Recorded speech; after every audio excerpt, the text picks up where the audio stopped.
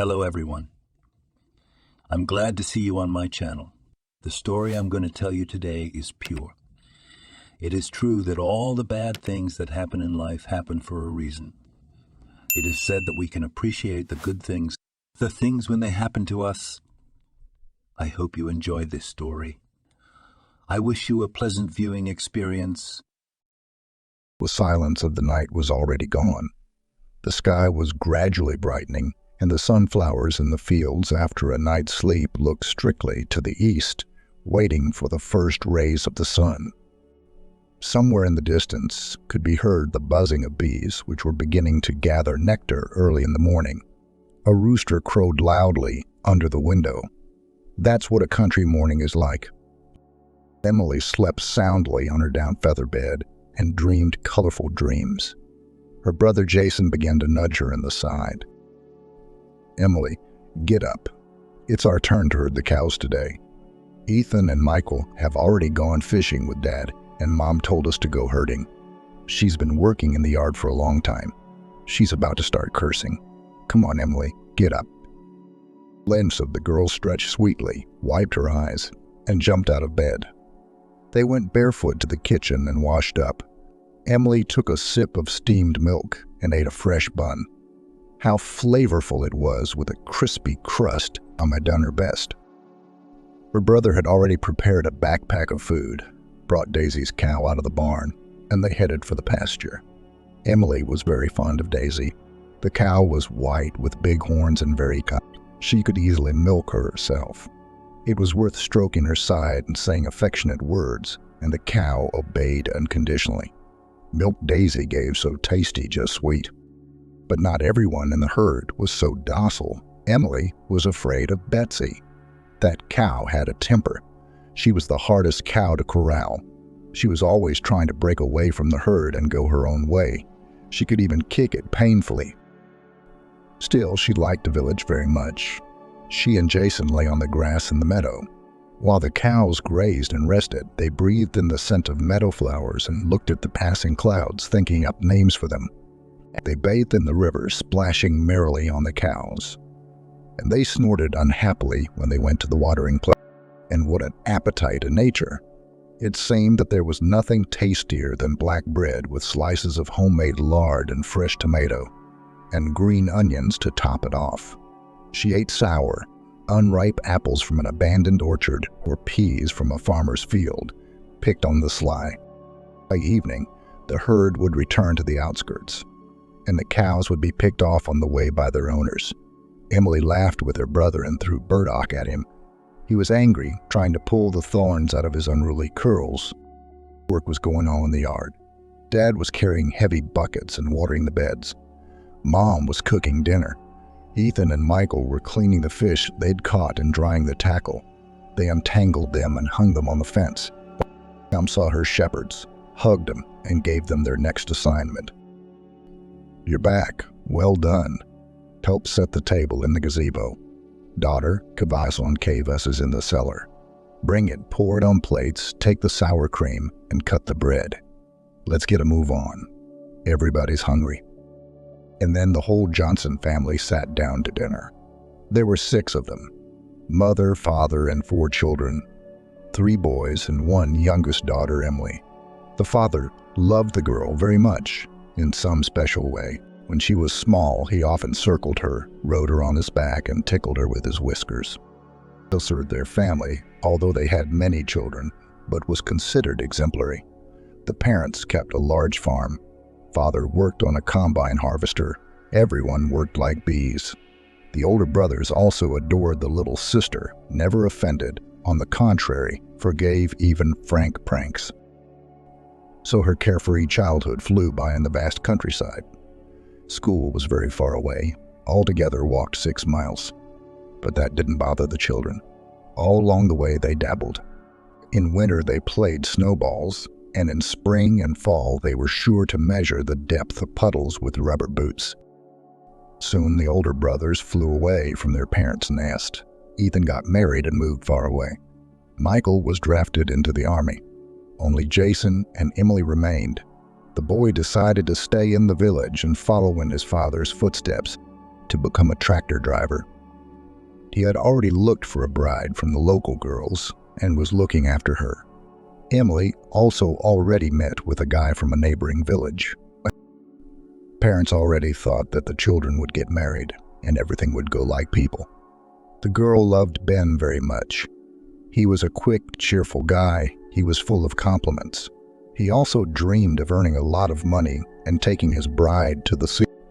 He kept saying to her, "What are you talking about your wedding? We'll make it. What are years? I wanted to tell you, I've got great news. They're taking me on a shift for a year. When I earn money, then we'll go to the sea and we'll have a wedding for everyone to envy. You'll wait for me, won't you? Don't you dare go to the club without me. I'll be jealous."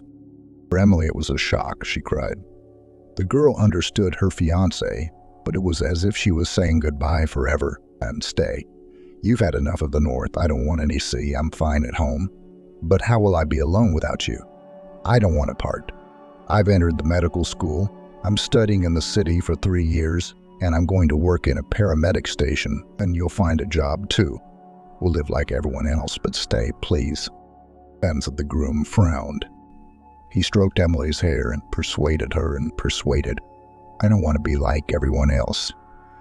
You're so beautiful. I'm in love with your weak curls, your blue eyes, and I want to give you the best of everything. You don't understand.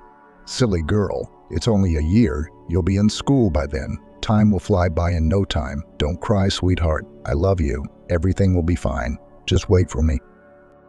The groom left. Emily missed him desperately, called, wrote letters, and gnawed on the granite of science. But that year was hard for their family, as if someone had put a curse on them.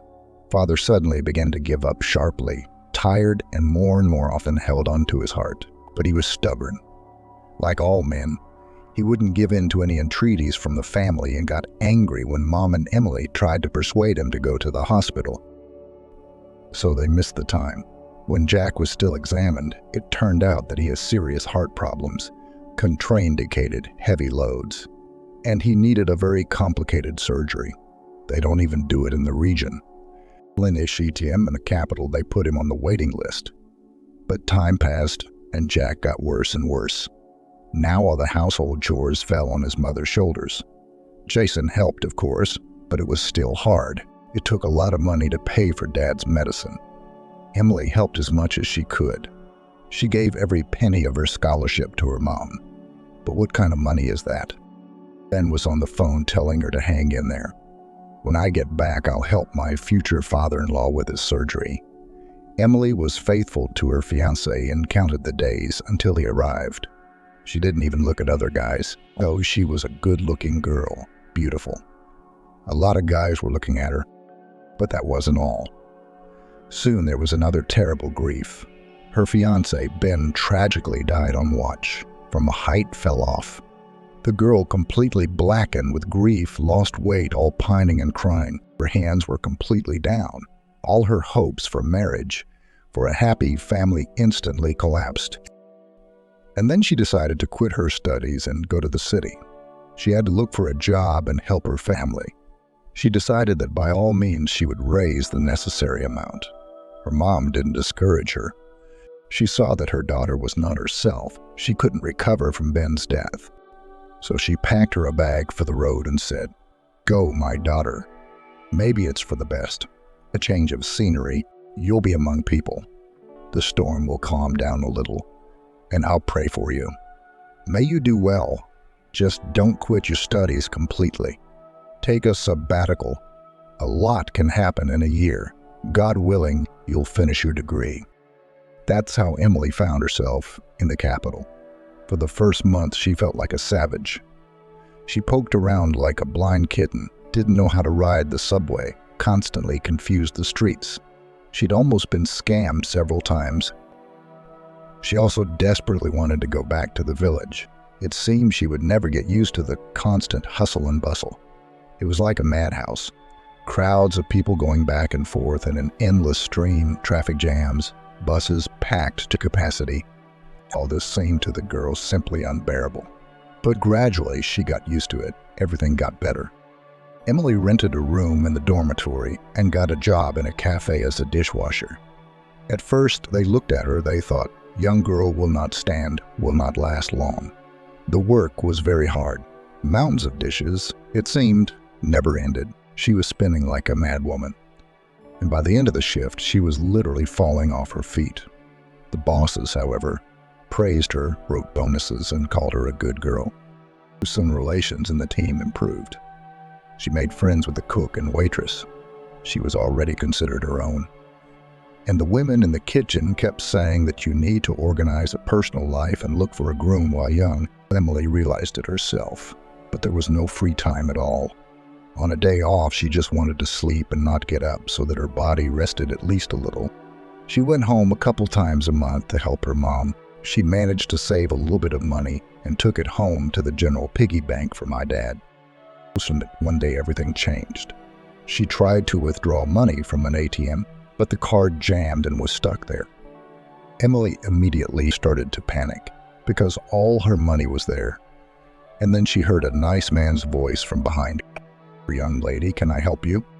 She saw that it was a young, handsome guy and immediately got excited. "Yes, help, please. Look at this. He ate my card, the bastard. I don't know what to do." The guy immediately pressed the cancel button, typed in the combination of numbers, and, oh miracle, the ATM produced the card. Emily's joy was unbounded. She exhaled. "Phew, thank you so much. I'll know how cleverly you did it." My man smiles. There was a similar case. The bank staff taught me how to do it later. "My name is Kevin, by the way. What's yours? And let's use your first name. I mean, we're practically the same age. Why don't we grab a coffee, since we met so unexpectedly? Are you a student? Studying?" The girl blushed. She was pleased with such attention from the guy. She liked him a lot, so she introduced herself. "Let's go on you. I'm Emily. Unfortunately, I don't study. I had to quit for now. My family has difficulties. I'm a dishwasher at the cafe. Can I get a coffee? I'm hungry after my shift." And that's how they met. It turned out that Kevin had also recently graduated from university and was now getting into his father's business. But he didn't like it at all. The guy complained, "My parents don't hear me at all. I've loved music since childhood. I graduated from music school on guitar. I play well. I even sang in a youth group. We always had a full house at our shows. I would like to continue to be involved in music, to find myself in creativity. My dad's like a tank. Take the economist's side and study. Now they drag me to his office as a manager. So far, I do not like it at all. It's not my thing, and that's it. I put up with it for now because I haven't gotten back on my feet yet, and then we'll see." Emily grinned bitterly. "You and me, Kevin, we're kind of alike in some ways. Do you think I'm excited about scrubbing dishes and cleaning pots and pans like Cinderella all day long? I went to medical school for 2 years. I loved it. I learned how to give injections and IVs. I was the best at injecting into a vein. But my dad he needed an operation, and then my fiance died. So now I have to work hard. I help my mom, but I believe that I will definitely raise money for my dad's surgery and I will recover. I'll become a medic." Kevin marvels. "You're good, you're stubborn, you're not afraid of hardship, climb it all by yourself. I respect that. I was luckier. My dad got me a place. I already have my own corner. My parents give me a little extra money too, for what it's worth. You know what, Emily? I'm going to see a rock band this weekend. You want to come? I'd love the company." So Emily and Kevin became friends, and then they started dating. But that wasn't all the change. One day, as usual, at the end of the shift, the girl went to take out a huge bucket of leftovers, which she collected from the plates, and saw some vagrant hanging around the tank trying to find food. It shocked the girl so much. She timidly said, "Excuse me, I need to throw out the garbage." The girl turned around and both of them froze. It was Emily's classmate, Olivia, the most talented girl in the entire state. She had been singing and participating in all kinds of competitions and concerts since she was a little girl. And then she won a grant to study at the conservatory in the capital. She had a great future ahead of her. Olivia, it's you. I can't believe it. What happened to you? How are you here? Why are you wandering around? Her friend felt ashamed and embarrassed. She replied, I don't know what to tell you, Emily. Everything was like a fairy tale. I was studying at the conservatory. I had a good scholarship and I was happy. But I guess I got a little cocky and relaxed. I got involved with a Bohemian company. It seems all decent social receptions. The right people, young rich men, expensive champagne river. That's how unnoticeably and slid to the bottom. Began to get drunk as a drink, sleep through classes, look bad. Eventually I was expelled. Who needs a star pupil? And then I was abused. I was drunk, being mocked by those damn rich people. So I broke down, didn't care about myself or anything else. I'm disgusted with myself. I lived in my father's apartment after my parents divorced, but he couldn't take it. He died. I drove him crazy with my antics. Anyway, before I knew it, I was at the bottom of the barrel. I collect bottles and tin cans and give them away so I can pay the rent, and sometimes I have to eat out of the tanks. People often throw away sausage and normal bread. Do you have something to eat in your bucket? Can I see it? Emily shrieked. No, wait, I'm going to take my lunch out for you to eat now. I never ate it. We have free meals for employees. Sit on the bench. Just a minute, don't. Emily rushed back, bagged her lunch. More bread. She bought a couple of pastries at the register and went out again. Olivia sat there with her head down. She wasn't going anywhere. Thank you accepted the food and gave thanks. Thank you, Emily. I have enough for 2 days now. I won't distract you, I'll run. Emily suddenly touched her hand and was horrified. There was dirt and grime under her fingernails. She urged her former classmate, Olivia, you can't live like this. It's not normal. Well, you made a mistake, it's okay. But you are young, you still have everything ahead of you. You can't dwell on your failures. Get over it, forget it, and start living from scratch. You're a smart girl. I remember how you were. You were the fastest at writing essays. You just need to clean yourself up and get a job and everything will work out. You'll see. I'll help you as much as I can. We can do it together. Oh, come on, girlfriend. I'm not going to have anything. I'll go and thank you for everything. Emily didn't give up and shouted. Well, you come again. I'll save your food for you. Don't be shy. I'm not sorry. Think about what I said. Everything can be changed if you want to. A week passed.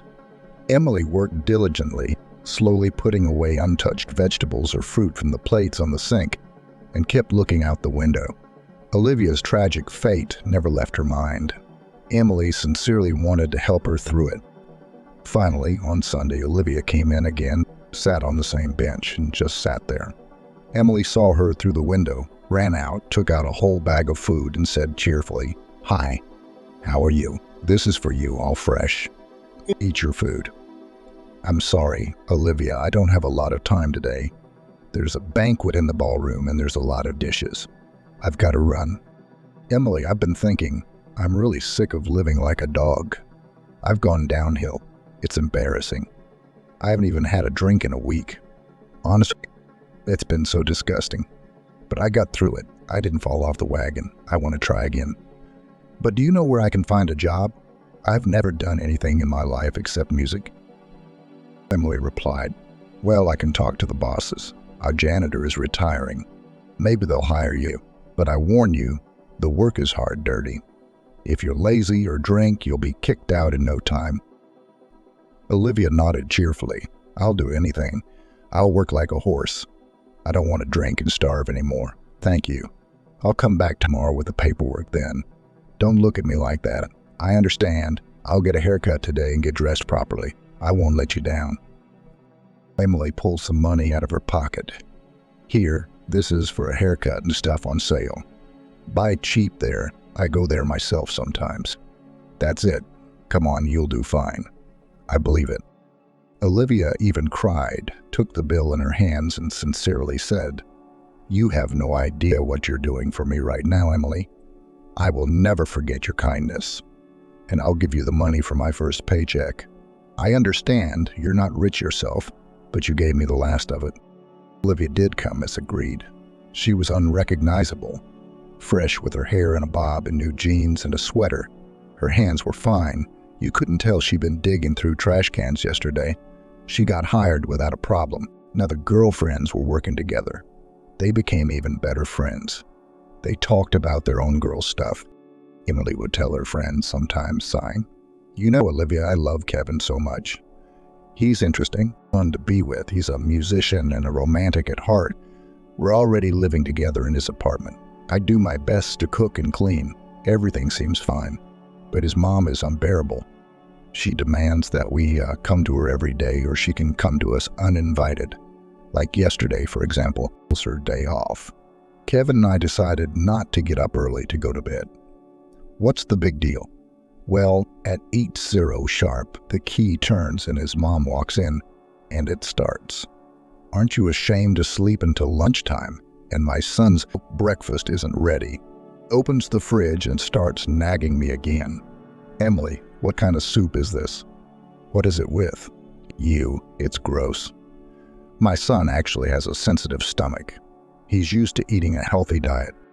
I teach you, but it's no use.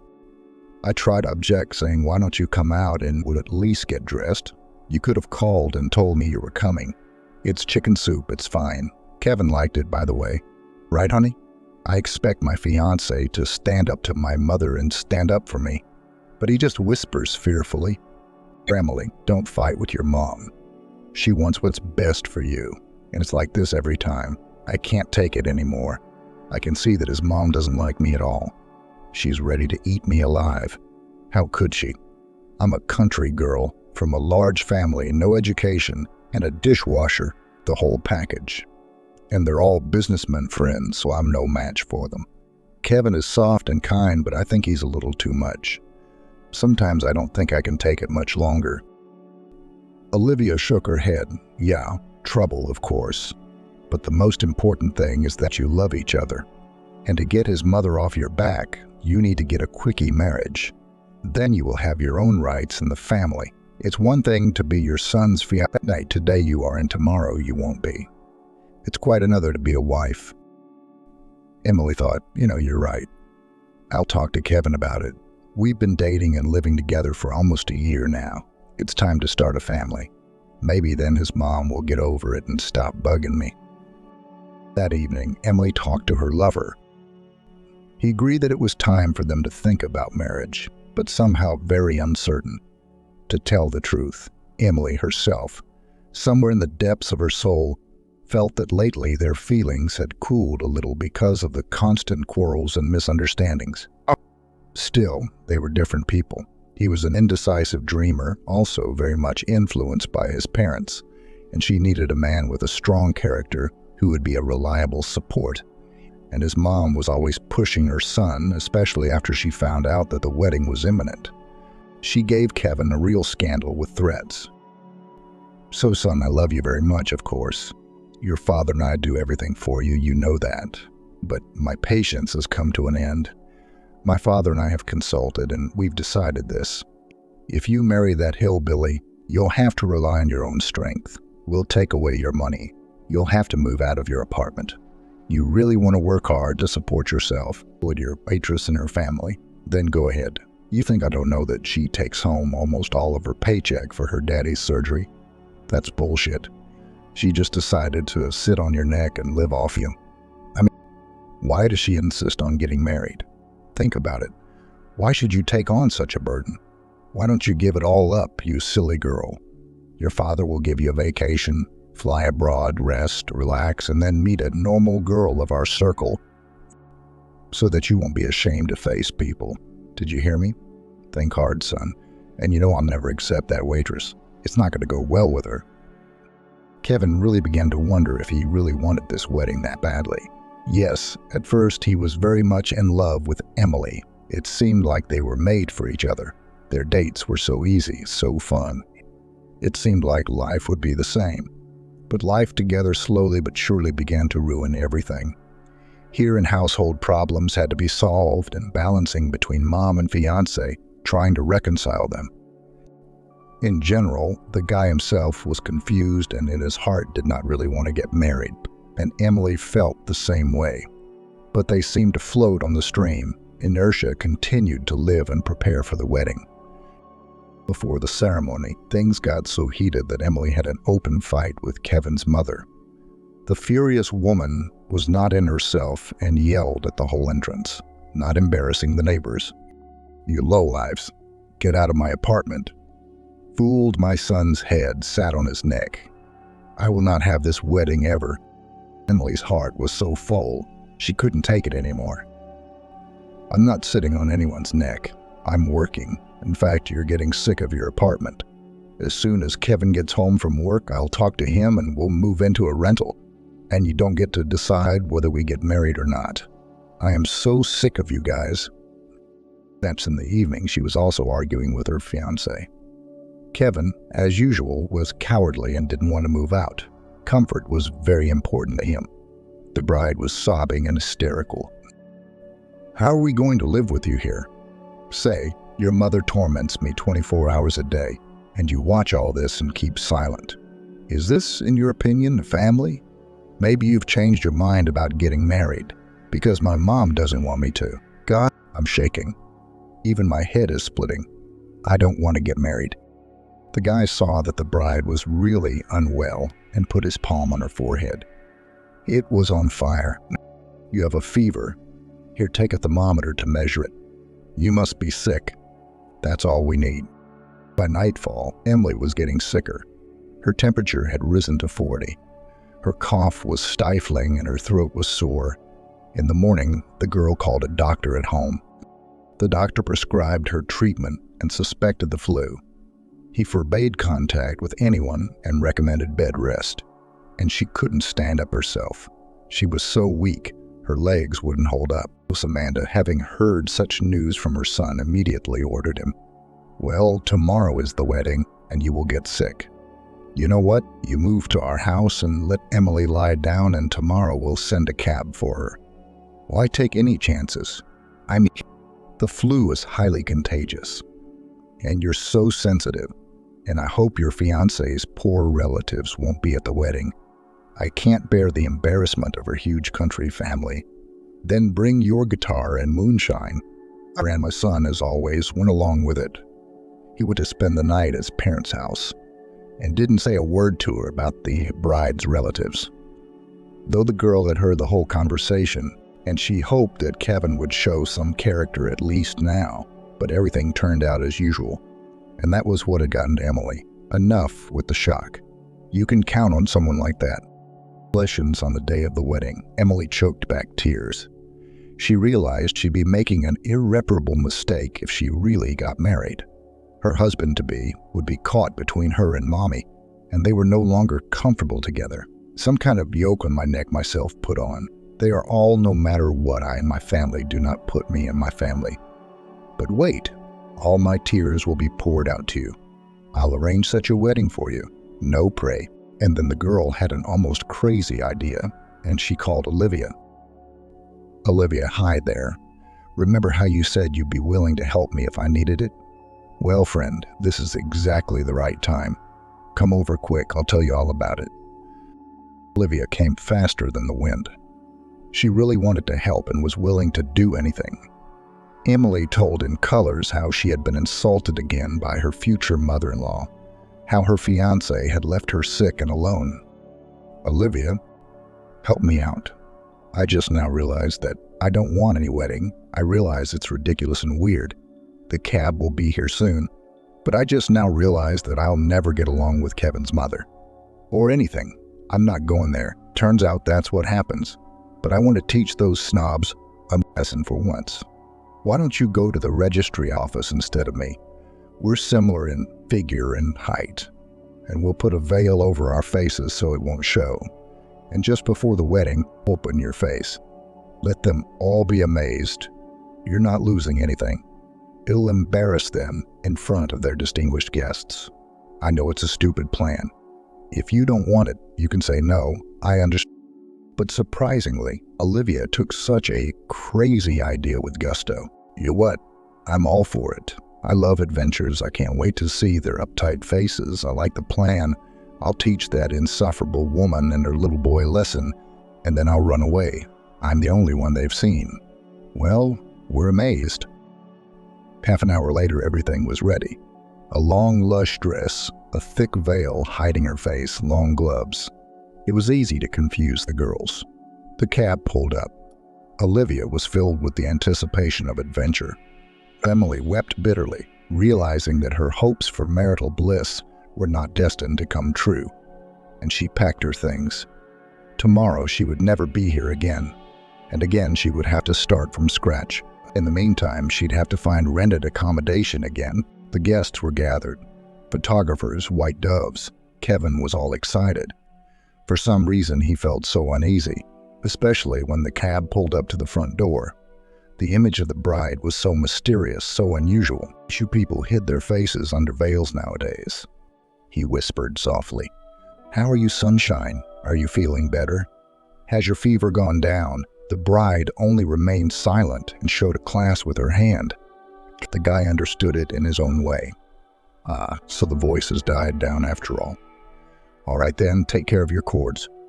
"Emily, you're so mysterious today. Everyone's looking at us." The newlyweds and guests entered the ballroom. Amanda stared at the bride, not understanding why she was so strange and silent. And that ridiculous veil on her head. What happened next shocked everyone. The bride approached the microphone, gently dismissed a strict employee of the registry office, and suddenly sang. She chose such a song to finally amaze everyone. Blamed the words of Satyava's poem, "I like that you are sick, not with me," sounded. Her voice sounded tender, heartfelt, and pure like rock crystal. Silence immediately reigned in the hall. Only some of the guests were silently singing along to the familiar words of the romance. Kevin also froze.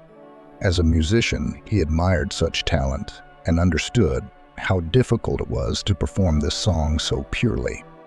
But what did those words mean? He suddenly felt that Emily wasn't next to him. But he didn't care anymore.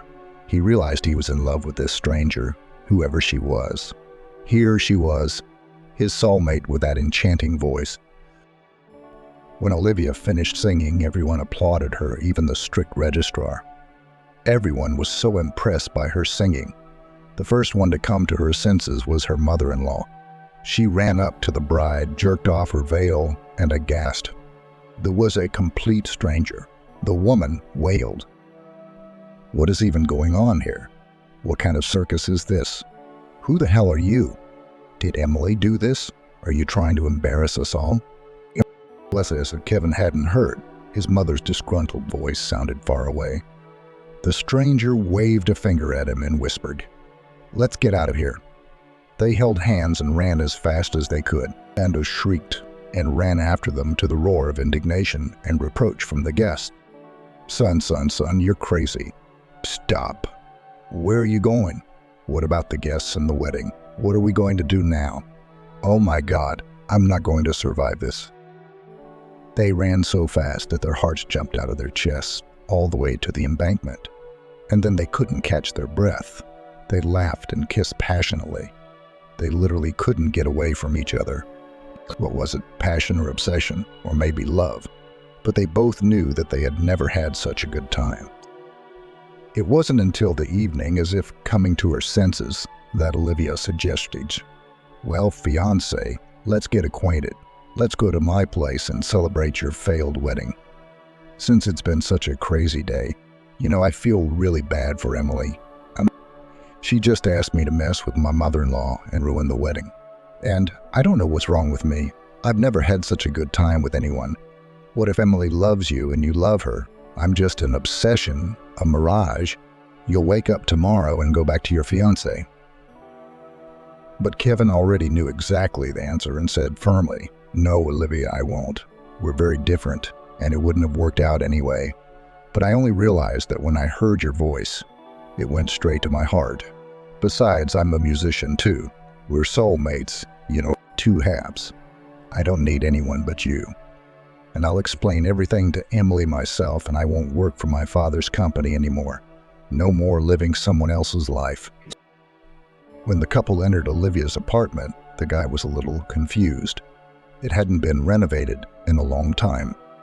Wallpaper was hanging from the walls, the furniture was still from Soviet times, and there was an old piano in the middle of the room.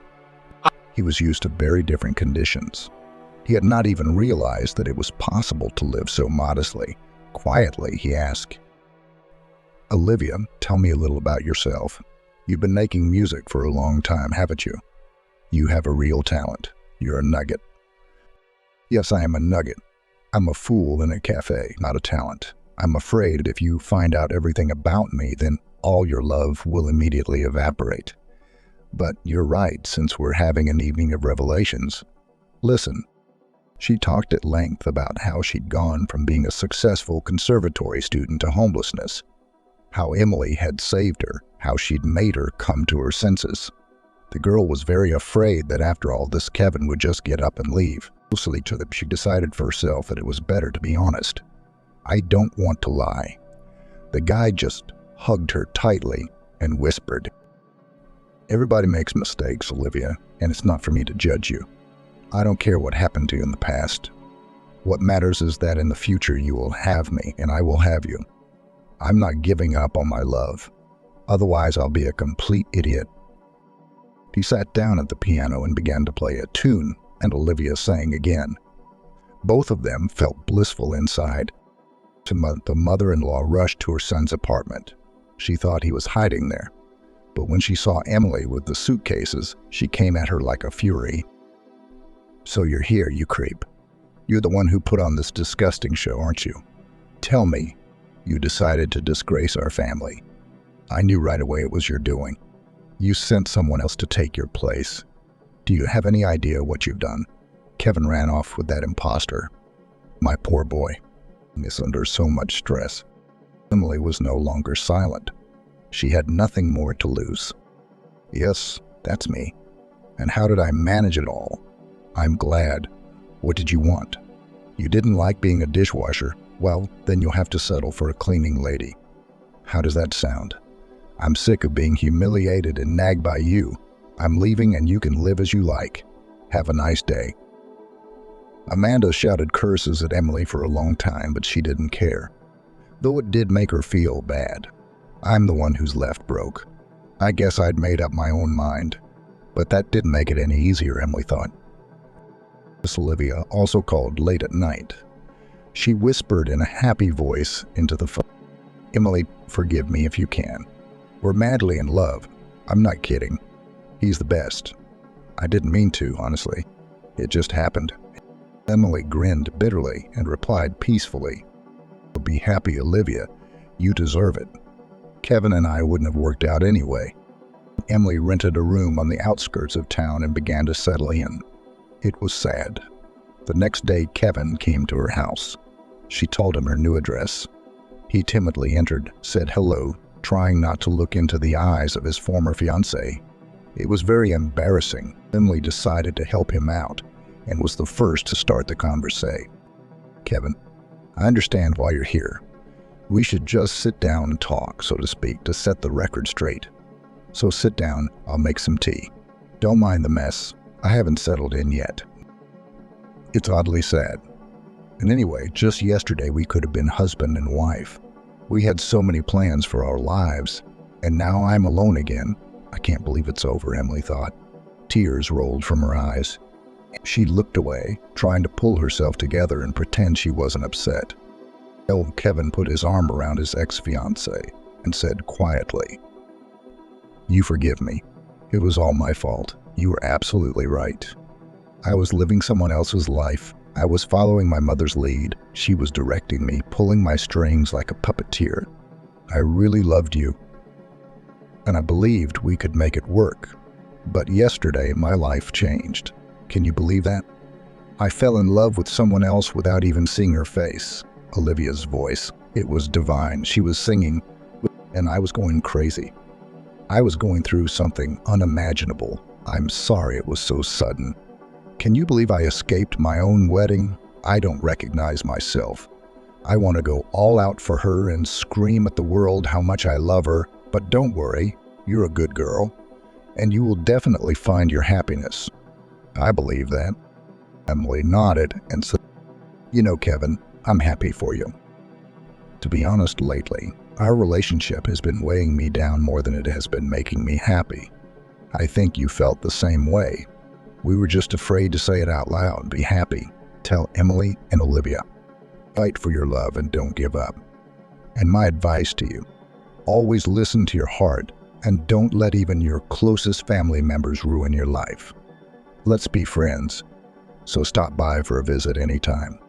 The young people parted on a good note, and then each of them went on with their lives. Amanda didn't want to settle down. She followed her son and found out where he now lived. She went to the young people's house one day and made a scene, calling them a pauper and a dump, and again yelled that he would not give her son. The girl was crying, but Kevin was not silent now. He resolutely pushed his mother out the door and says stiffly, "Mom, go away and don't you ever dare to meddle in my life again. Don't you realize you're ruining it for me? Switch to Dad. Get a cat. Find another hobby and leave me alone. For God's sake. Remember, I love Olivia and I won't let you interfere in our relationship." Amanda tried blackmailing her son with money again, but it didn't work. "You left your father's company on your own. What are you going to live on? Come back home. Dad and I will still provide for you. You can't live in poverty, can you? You're not used to that." But Kevin was adamant. "Mom, what kind of person is that? You take everyone with money. I'm not changing my mind. Don't you understand? Olivia and I are soulmates. We both love music. I'm finally going to do what I've dreamed of since I was a kid. Go away, please." There was no way Amanda was giving up. Now she was stalking Olivia just like Emily had. So the couple decided to drop everything and move far away to another town where no one knew them. Olivia sold her father's apartment, added Kevin's savings, and were able to buy a small apartment. But that wasn't all the changes in their lives. Someone of the guests at that failed wedding filmed the moment when the fake bride sang a romance and posted the video on the internet. They got a lot of views in a few months. There were fans, and Olivia was also contacted by a famous producer and offered her to perform on stage. They formed their own band and Kevin became the bass player. He was very proud of his girlfriend. They now truly signed quietly and modestly, one might say secretly. Olivia was now performing under the pseudonym Lilith. She very quickly became a favorite of the public, but the girl remembered too well the downside of popularity in bohemian life, how she almost died in a year. So now she behaved quite differently. After the concert drove invariably home. Instead of champagne, they celebrated success with freshly squeezed orange juice. They had their own world where they were nice and cozy and they did not let anyone else in. Emily had gone up the ranks. She was no longer a dishwasher, but a waitress. She also rented a place and managed to help her father with her brothers. They collected the necessary amount of money and saved a native man. The father was very grateful to his children and went little by little on the mend. Now the girl's hands were free, and she began to study medical textbooks in the evenings, preparing to recover in college and still finish her studies. She hadn't thought about her personal life yet. Unsuccessful experience with Kevin somehow discouraged the desire to get acquainted with someone again. The girl went into work in preparation for her studies with her head. But life, as you know, has its own plans. And one day the fateful meeting still took place. In summer, their cafe had tables outside. Visitors liked to eat in the shade under umbrellas. That day, one of the visitors, a pleasant middle-aged man in a business suit, ordered coffee and sandwiches, and for dessert, ice cream with syrup. Emily brought the order. The customer looked at her and thanked her. "Thank you, beautiful. I hope I enjoy my lunch as much as you do. You're the only reason I come here." Emily had long since gotten used to attention from men.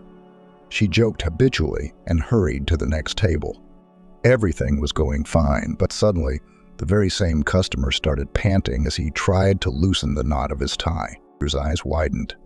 Emily ran over to him and helped him remove his tie. "What's wrong with you?" she asked. Major struggle to squeeze apps. A bee stung me. I have terrible allergies. Help. There's medicine in my briefcase. I always carry it with me. Breathe calmly and deeply. I'm going to help you now, Emily said. She acted decisively and quickly, remembering the lectures. There was no time to delay, or else shock could set in and the patient could suffocate. Emily pulled out the stinger, iced bite, took the drug out of her briefcase, and injected it into the vein. It all came out on its own. She didn't even have time to freak out. By the time the ambulance arrived, the client had regained consciousness. The swelling subsided, and he felt much better. He even refused hospitalization, but sincerely thanked his savior. Thank you saved me. I couldn't breathe at all. My name is Andrew. I'm a doctor myself, a general practitioner at the city hospital. I can tell you for a fact you don't belong here. You were so professional in helping me, so calm. You'd have made a great nurse. Have you thought about changing your profession? I went to girl introduced herself and answered with embarrassment. I went to medical school, and I liked it very much. But then my dad got sick and I had to take a leave of absence. Now everything is back to normal, and I am preparing to continue my studies. There is only one problem while I am studying full-time. I need to work somewhere. How to combine all this? I don't know yet. I'm glad I could help you. Excuse me, I have to run or I'll be scolded.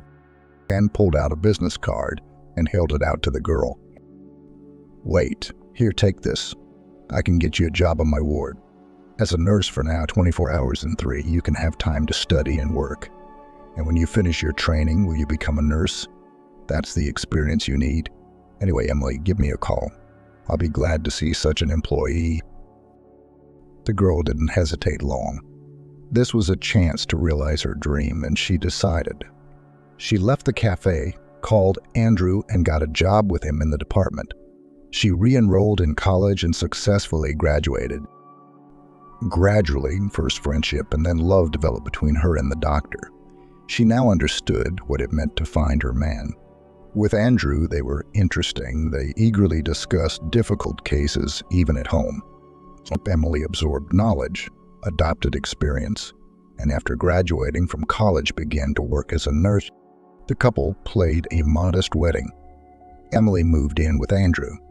It was he who instilled confidence in her that it was necessary to go further and study to become a doctor. The man helped her in everything, and she risked entering medical school. She chose a difficult and important profession, oncologist. Plain favorite business so carried away Emily that she studied with incredible zeal, delved into the most complex cases, and found non-standard solutions that literally lifted on the feet of patients. Her husband was not jealous of her successes, but was proud of his wife. Emily eventually told Andrew about her past and introduced him to Kevin and Olivia. The families became friends and socialized, sometimes went to visit each other. So 10 years passed unnoticed. Olivia and Kevin also practiced music, performed, went on tour. They were immersed in creativity. Emily during this time managed to give birth to a wonderful daughter, Vicky. The girl was already 4, and the woman came out of maternity leave and continued medical practice. Her husband loved his daughter, was a good family man, spoiled his girls, and protected them from any trouble. Emily was truly happy in her marriage to Ryan. He was exactly the kind of strong and confident man she dreamed of. He reminded her subtly of her dad. He also took care of the family, solving all issues and problems. Ryan's parents immediately accepted their daughter-in-law. They were not embarrassed that she was from the village, from a large family. On the contrary, now Emily's brothers with their families and children often visited her little sister. Ryan welcomed them warmly, treating them with respect for his wife's kin. And it was so nice. One day Emily, now the respected Dr. Smith Emily Williams, as usual, led the reception at the polyclinic. There was always a long line to see her. She was able to instill hope even in those who had long ago put a cross and tried to at least a little, but still prolong a person's life. After all, with oncology is worth fighting for every day, every month. Another patient entered the office. It was an old woman tormented by the disease. Her eyes were droopy, skin and bones. She sat down in a chair, barely breathing. She put a folder with her diagnoses and test results in front of him, and she asked quietly, "Hello, tell me, am I really dying? Or rather, according to the other doctor, my time is up. You were recommended to me as my last hope. They say you're a miracle worker. To be honest, I don't really have anything to live for anymore. My son gave up on me a long time ago. He doesn't want to know. That's what I should do. It's my own fault. My husband died 5 years ago. No one and nothing keeps me on this earth. Why did I come here? I don't know." Emily listened attentively, took the patient's chart, read the last name, and gasped. She couldn't help but say out loud, "Amanda, is that you? What a meeting. You didn't recognize me. It's me, Emily, your failed sister-in-law, remember?" The woman gasped as well. "Emily, what a thing. You've changed so much. A grown-up, businesslike, stern woman. Glasses, too. I wouldn't recognize you on the street. But you're studying to be a doctor. Fulfilled your dream. I didn't believe it. You must hate me, baby. And I know you do. I managed to screw up your life and your son's life and his new wife's life, and what did I accomplish? I'm all alone and broke. My cat died recently. I guess it's time for me to go after her, too. The disease has squeezed all the juices out of me. I'm exhausted." Emily felt so sorry for this once unbearable, but now completely lost and sick woman. There was no hatred for her at all in her heart, and she began to study her discharge papers and read the results of her tests. Emily frowned more and more and wondered how she could find the words to soften the terrible truth. Emily took off her glasses and began cautiously. "Amanda, first things first. I assure you, I'm a happy wife and mother, and I'm accomplished in my profession, so I'm not angry with you at all. You need to stop thinking bad thoughts and getting yourself worked up. Now, just about your diagnosis. I'm not going to lie. It's not a good situation. And the stage, it's not very optimistic. I'll tell you this. There's always a chance, and it all depends on the person.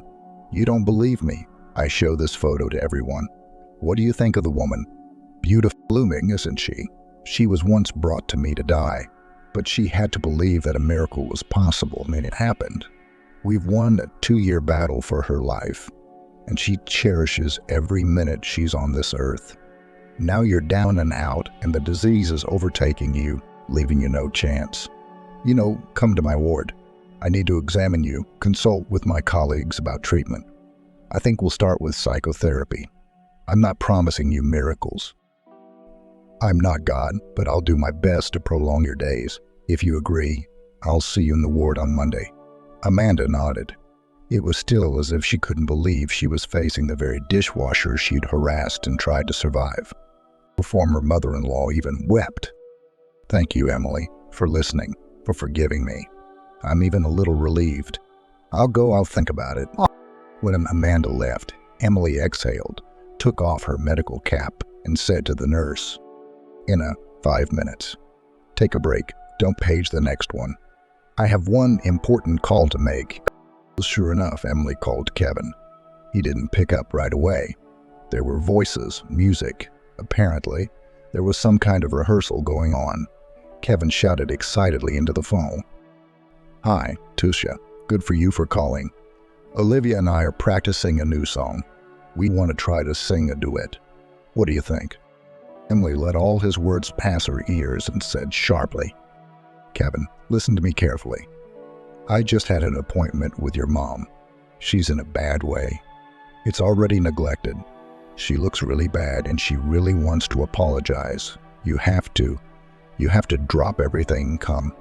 Also, tell her you'll come to my office and I'll try to do something to make her feel better. I feel sorry for her. And anyway, she's your mom. Whatever." There was silence in the receiver.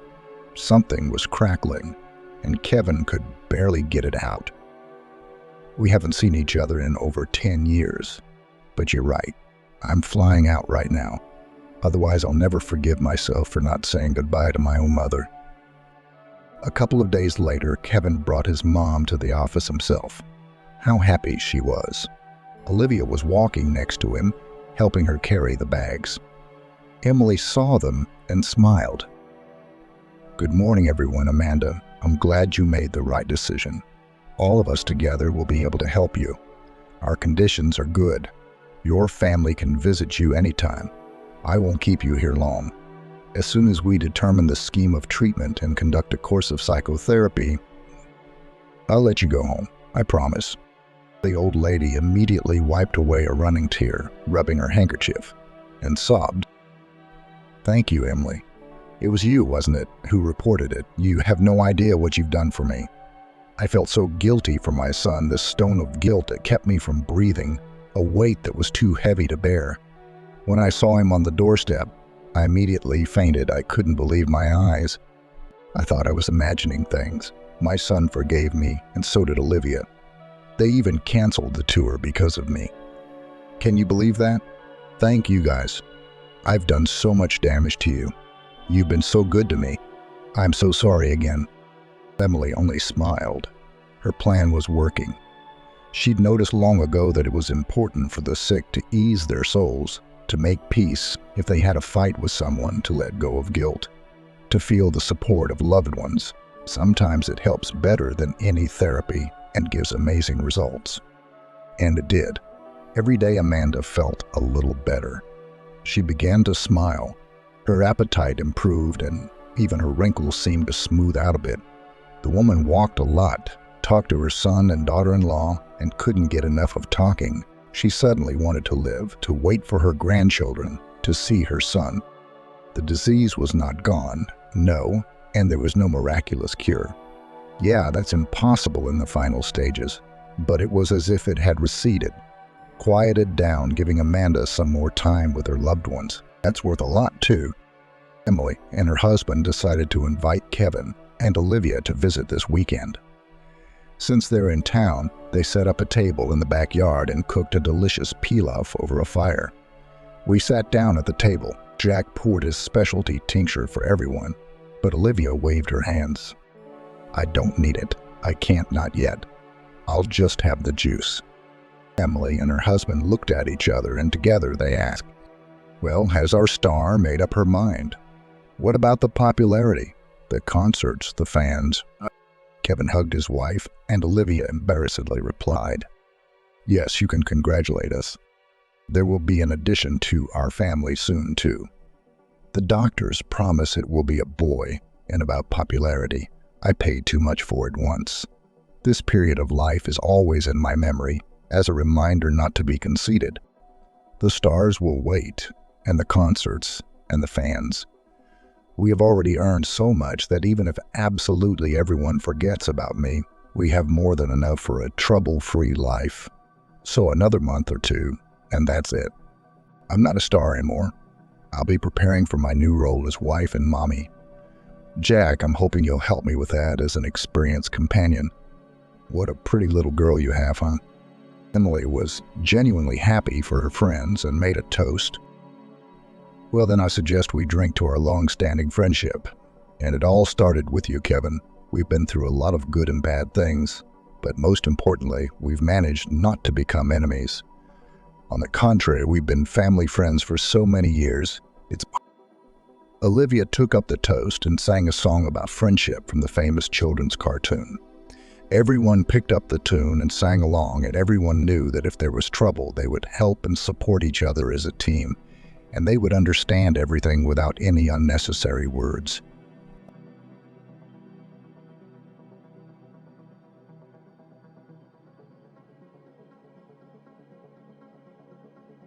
Having made a will for a tramp, the rich man left his wife without an inheritance, and when his mistress got to know about it, that spring the weather was surprisingly sunny and warm. The rays of the sun, getting into the building, as if made the room brighter and cozier, but not the notary's office. At least on this day, the 15 relatives of the recently deceased banker were ready to spoil, to destroy each other. It was well known to everyone that for many years he had managed to amass a considerable fortune, and everyone thought that it was he who would get the biggest part of the inheritance, as if confirming his right to claim the deceased's wealth. Those gathered took turns trying to remember exactly who he had been and something of their rare interactions with him. What was Gregory like as a child?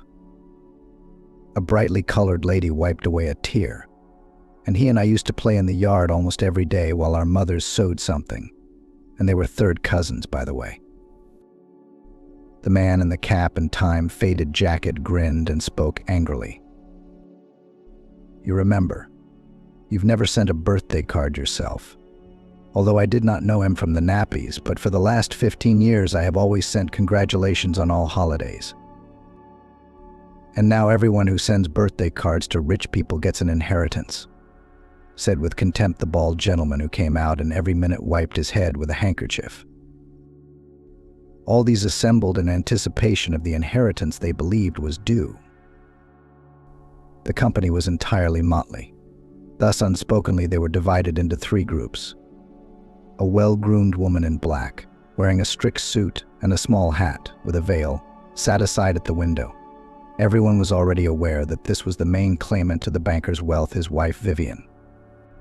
A young man of about 25 years of age was seated next to her, stroking the woman's arm soothingly and quietly saying, "Don't worry, everything will be fine." It was clear to everyone without words that these 2 would be the first on the list of applicants for the will. The wife and son of the banker were well known throughout the city because they regularly appeared on the pages of the local press. The millionaire's wife attended all the boutique openings, festivals, and other glamorous events, and the son spent his parents' money in restaurants, now and then arranging debauches there. There were about 10 people who seemed to have seen each other for the first time, but each of them claimed to be a relative of Gregory who had left this world. They were the ones who were arguing about who, when, and how they had communicated with the deceased and who had more right to be thanked by him. The other 2 in this office were not talking to anyone at all. They sat in silence, watching what was going on. It was a young blonde woman in a small black dress that made her slim and even more attractive. Also sitting there was a man of indeterminate age in an old, rather shabby, but clean suit and a small check. The blonde came in later than the others and looked at the widow defiantly from the doorstep. She grabbed her son's hand and shouted defiantly and loudly, "Why has that creep come? Does she think that my husband will leave a will for a mistress? He had plenty of them." The bald man nervously wiped his head with a handkerchief and quietly said, "Well, knowing how he loved the weaker sex, I'm afraid that if all the mistresses turned up, there would be nothing to catch." The banker was indeed a womanizer, and the pages of the yellow press were full of pictures of him with another young lady. But, it seems, his wife at that moment, everything suited her. After all, she lived in her own pleasure, never working exclusively on her husband's money. Spouse, falling on her son's chest, the widow with all her appearance began to show that she was holding back sobs, although it looked completely implausible. The blonde silently walked to a free table and sat down quite calmly. All the so-called relatives stared at the stranger with disdain, and it seemed that at this moment each of them thought that it was she who could take away their benefits.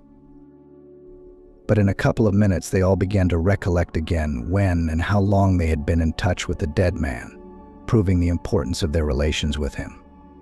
Only one hobo in a suit watched silently, as if he didn't understand what they were discussing. Several times one of the so-called relatives approached him to find out what exactly he was doing here, but the tramp only shrugged his shoulders in confusion and answered quietly, "I don't know why the notary called me, phoned me, and said that I had to be present at the announcement. It was the banker's will." The brightly painted lady grinned. "Well, it seems that our relative is completely out of his mind if he bequeathed something to his mistress and some beggar." Surprisingly, she was interrupted by a man in a cap. "You know what, madam, it's not for you to judge Gregory's mental capacity. You see, you're not, I'm sorry, his own sister or mother, are you? Perhaps this chaos would have continued for a long time, But the door opened, and a tall, gray-haired man in an obviously expensive suit entered the room, glancing around at everyone gathered. He said that he was a notary and was ready to announce the will of the deceased. There was such silence in the office that if the flies had already woken up on this spring day, one could have heard every flap of their wings. The notary once again looked carefully at everyone and, after a spectacular pause, began to read out the document in the folder opened on the table. And when he stopped talking, the room began to erupt into what seemed like a fight at any moment. The lady with the bright makeup screamed, "Where did you ever see a bum get all the money? And me, even if I'm a distant relative, to get a hand?"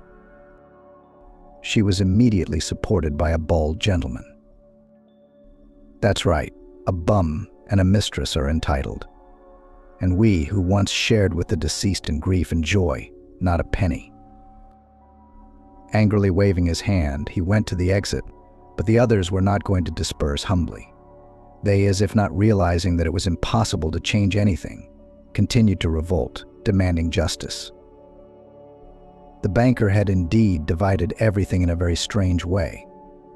The wife got a cottage outside the city, the firm and plus one of the firm's flats to her son, and the mistress a spacious two-room flat in the center.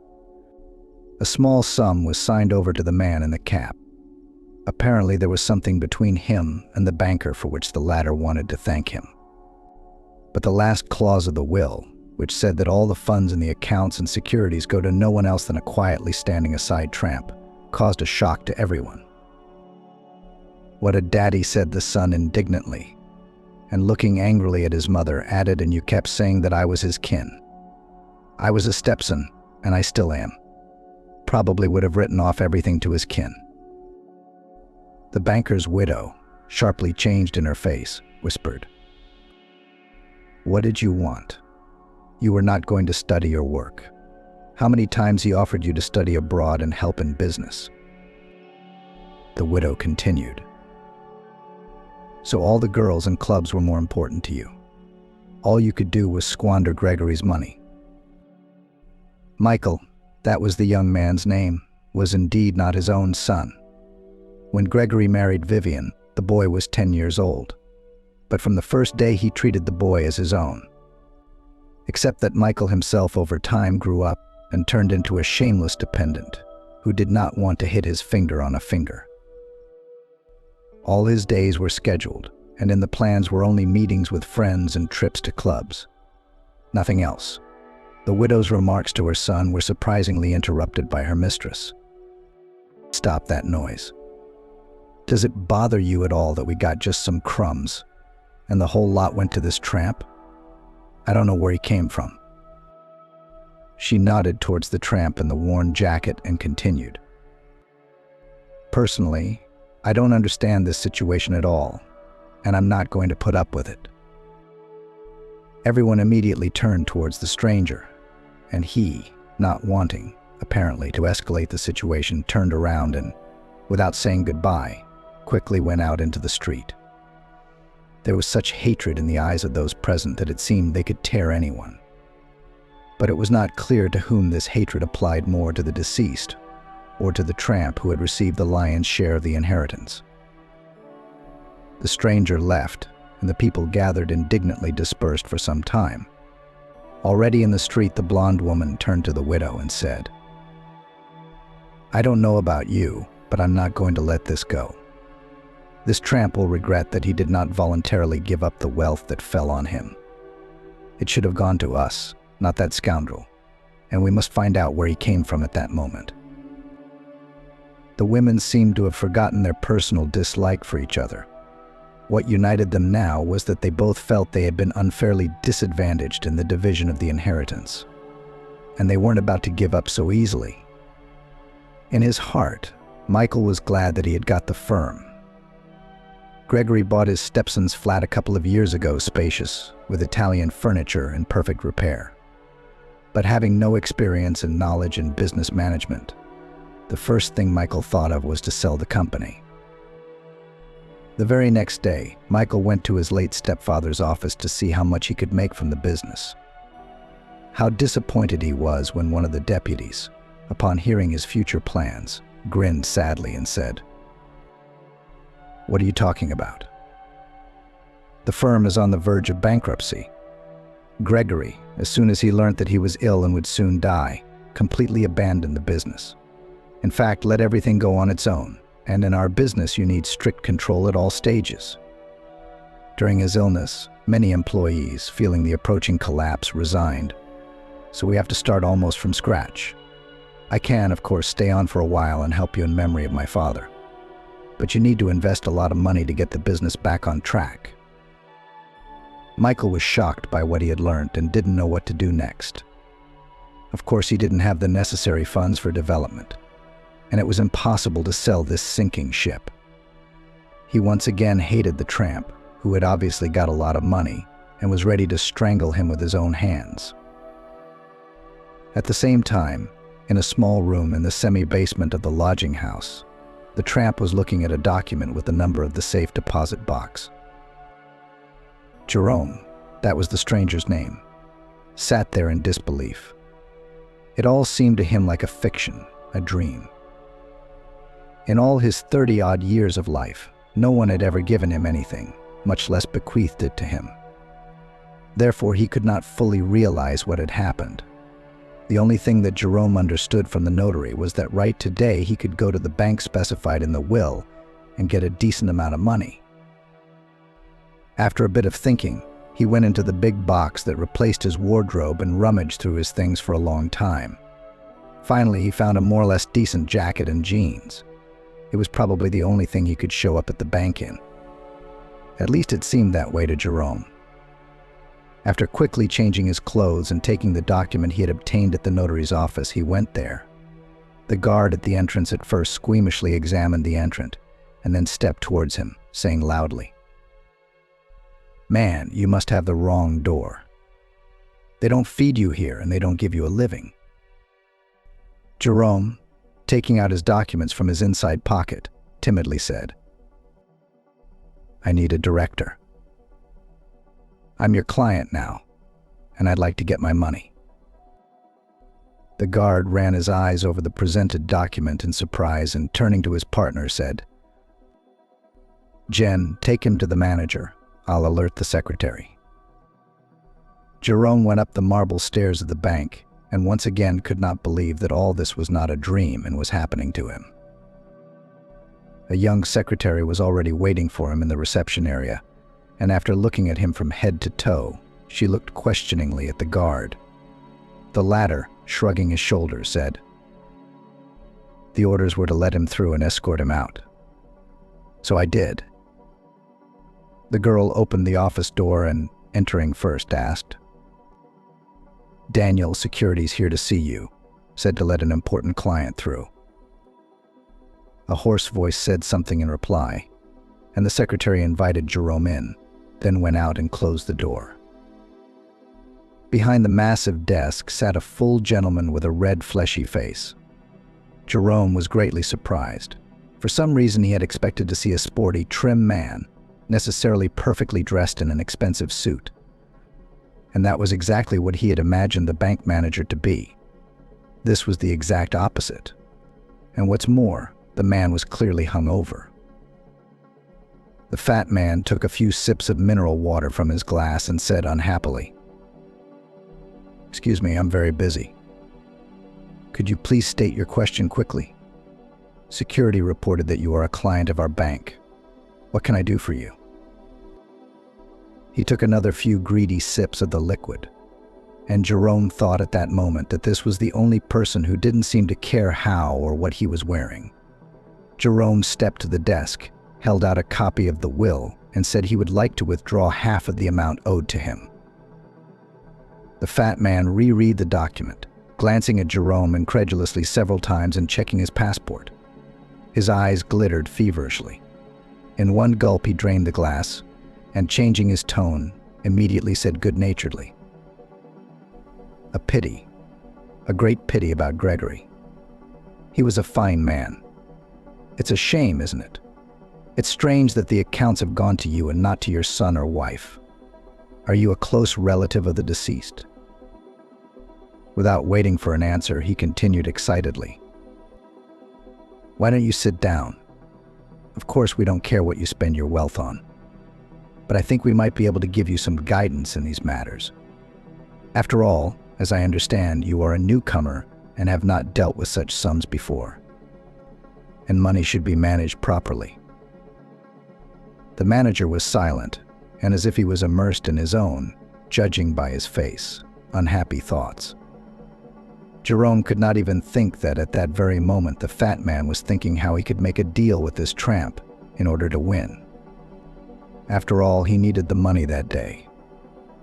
The manager was an inveterate gambler, and the previous night he had lost a considerable sum in an underground establishment. And that was the reason, as usual in such cases, to get drunk right there and then, which now gave him a terrible headache. But despite this, he decided to persuade the client to keep the money. After all, it was his duty to attract new clients, and not to lose those who had kept their capital with them for years. Not yet understanding why, he began to stall and persuade Jerome. "Why take so much at once?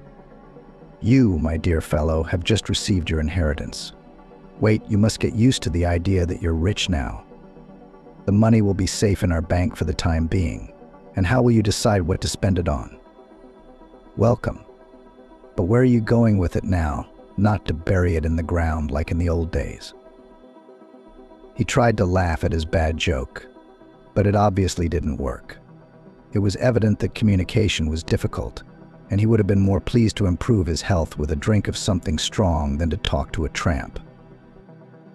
Jerome decided to spare him such agony, and in a confident voice he said, "Please, let's stop this conversation. I, of course, have never had such money, but I already have a clear idea of what I will spend it on. Don't worry, I'll take only half of the money left to me, and the rest will stay in your bank," said Jerome. He really knew what to spend the money on. Since childhood, Jerome had loved animals, especially dogs. So he decided that the first thing he would do was to build a shelter for homeless animals. But he decided not to tell the fat man about it. He was sure that a man like Jerome could not understand him and would take him for a madman. The manager tried once again to stop him, but in the end he was forced to give out part of the deposit. As soon as the door closed behind Jerome, he grabbed the phone and dialed the number with a trembling hand. "Kareem, a man who looks like a vagrant just left my place," the fat man said in a rapid, almost rapid-fire voice. "We need to go and follow him discreetly, where this jerk lives, or where he's going now, and report everything to me." Having hung up the phone, he poured the rest of the mineral water into a glass with a trembling hand and, having drunk it in one gulp, collapsed into the armchair. For a minute, blissfully closing his eyes, he sat there, and then suddenly he grabbed the phone again and, flipping through his notebook, dialed the number. There was no answer for a long time, but as soon as it was answered, the manager spoke in an ingratiating tone. "Michael, hello, it's Daniel. We crossed paths at the club. I heard about your father. I'm sorry for your loss. He was a good man. Saved me a couple of times, lent me money to pay off my losses. I'm so sorry about Gregory. It's a real shame." He stopped abruptly, apparently listening to his interlocutor, and then continued. Yes, I know how difficult this is for you. I'm actually shocked by Gregory's will, but there's nothing I can do about it. It's his will. But I wanted to tell you the lucky beneficiary was here today and withdrew half the money. Maybe you'll be interested in that in the near future. I'll know where he went after the bank and maybe even where he lives. Yes, I will be ready to give you this information for a symbolic fee. I named the desired amount. The fat man listened to Michael in silence and promised to call him back as soon as his man returned. Finishing the conversation, he smiled smugly. "It's better this way. We'll process this one now," he said aloud and, humming something under his breath, sat down at his computer. Whether it was thoughts of future money or from the huge amount of mineral water he had drunk, but his condition was much better, and he was ready to finally get to work. But just 5 minutes later, he received a phone call. Having quickly written down something on a piece of paper, he, without saying anything, dropped the calling number. He immediately dialed another number. When he heard the answer, he spoke. "As promised, I'm ready to give you the address of the newly rich man. I'm sorry, but I'm waiting for a transfer to this phone number first." At the other end, apparently something began to say something indignantly, but the fat man slightly removed the receiver, said loudly, "Michael, we're grown-up business people. So, as they say, money in the morning, chairs in the evening. I've been waiting 5 minutes, I'm sorry. I've got a lot on my plate. And as soon as the promised amount is in my account, I'll send you the exact address of this tramp." As he hung up the phone, the manager nervously tapped his pencil on his desk. He kept his eyes on the telephone. When he heard the sound of a message, he smiled and immediately typed a new message to Jerome. At that moment, he had another plan in his mind, which he decided to implement that very day, calling Kareem to him. The manager locked the office from the inside and explained something to him for a long time. He was sure that Michael, having received the address of the tramp, would go there. And he was not mistaken, cursing the insolent manager. Michael at that moment drank 2 shots of cognac in a row and called the waiter, paid. He came to this cafe immediately after going to his stepfather's office and with a wild desire to get drunk. The reason for this was, as it turned out, the collapsing, not prosperous business and life injustice. Having been deprived of his much-desired bank account, now having been given the address of the insolent man who had become heir to what should have been his, Michael decided to go and deal with the tramp by hailing a taxi. 20 minutes later, he was standing in front of the 2-story barrack, and after looking round the squalid structure, he went in search of the right room. Approaching the semblance of a front door, Michael said to the plywood scientist, taking hold of the handle, "Hello," and pushed it open. Immediately, the door quietly opened inward. The place he found himself in wasn't very large. 2 huge nails were hammered into the wall by the door, probably instead of hangers, and some things were hanging on them. The daylight hardly penetrated the room. The window was very small and somewhere below the ceiling, which made the room seem gloomy and damp. The only furniture in the room was a bed made of wooden sticks, a shabby table with paint splatters, and a single stool on which the tramp sat. There was a metal mug of hot tea on the table in front of him, and a long loaf in his hand. Michael looked at it squeamishly and said with a chuckle, "I never thought that the heir to such money lives in a shanty town and eats a loaf with some bologna. For your stepfather's money you could eat black caviar with spoons and drink expensive cognac." When he noticed a small black bag on the table, he staggered towards it.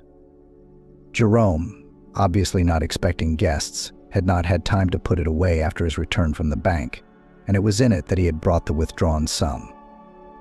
He stood up abruptly and took the bag off the table and set it beside him. Michael grinned and said angrily, "Look, where did you come from? Everything was supposed to go to me and only me. Do you realize it's not yours? You'd better give it to me nicely." To which Jerome calmly replied, "It's not for us to decide. It was the dead man's will. So the money is mine now." The guest's patience ran out at once, and he staggered towards his host, saying, "I will beat you now, so that you will beg me to take it all back, and I will first beat your face slowly and surely." He had already made a clenched fist when he found himself lying on the floor with his hand behind his back.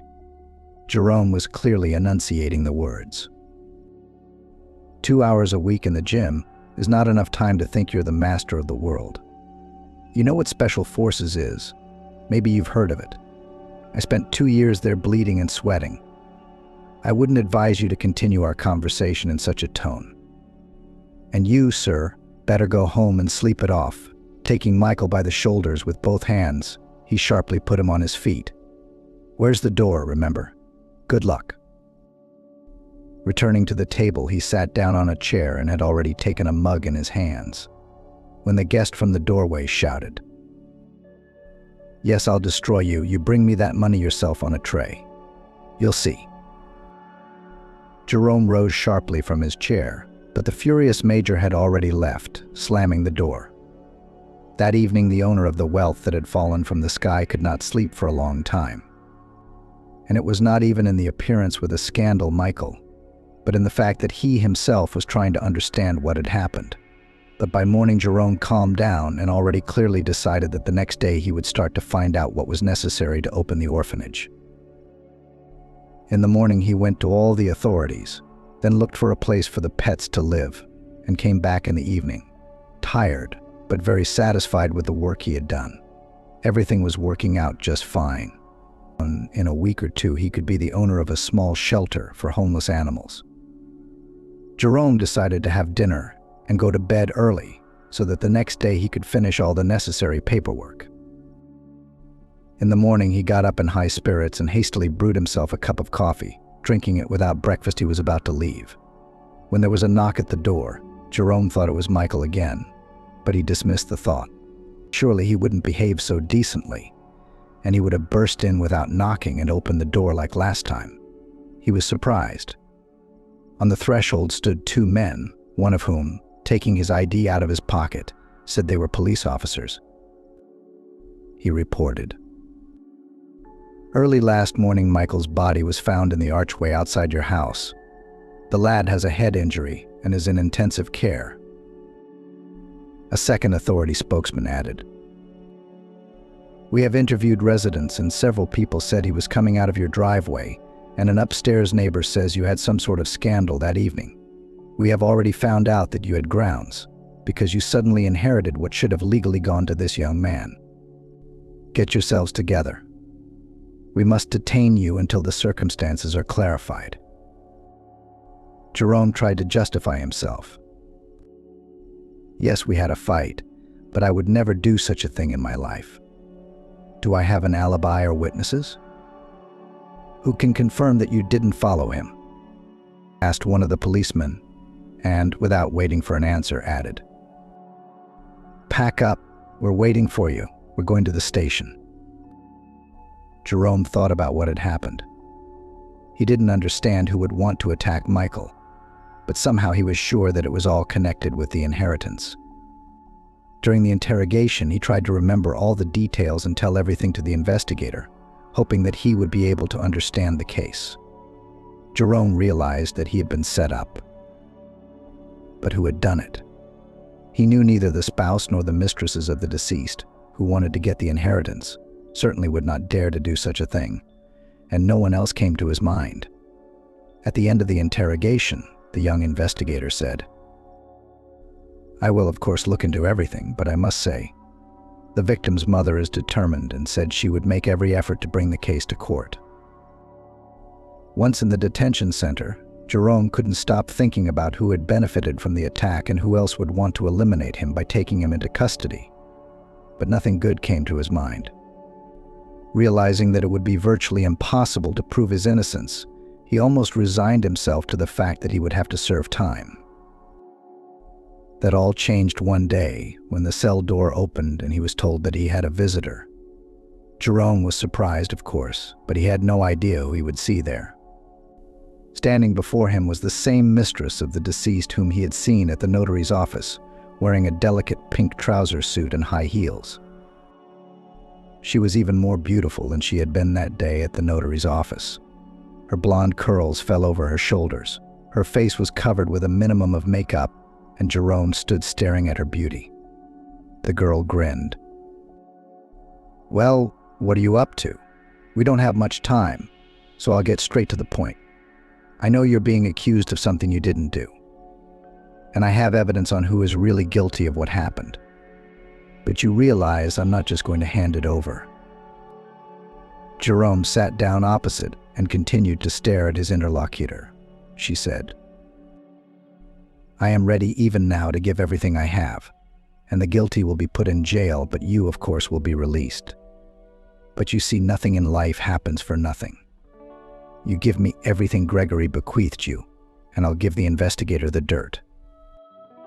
Jerome thought for a while, but he answered, "I agree. You know, freedom is more precious than any riches." Grinning sadly, he added, "All the more so. I didn't even have time to smell that money. As they say, if you haven't lived richly, there's no reason to start.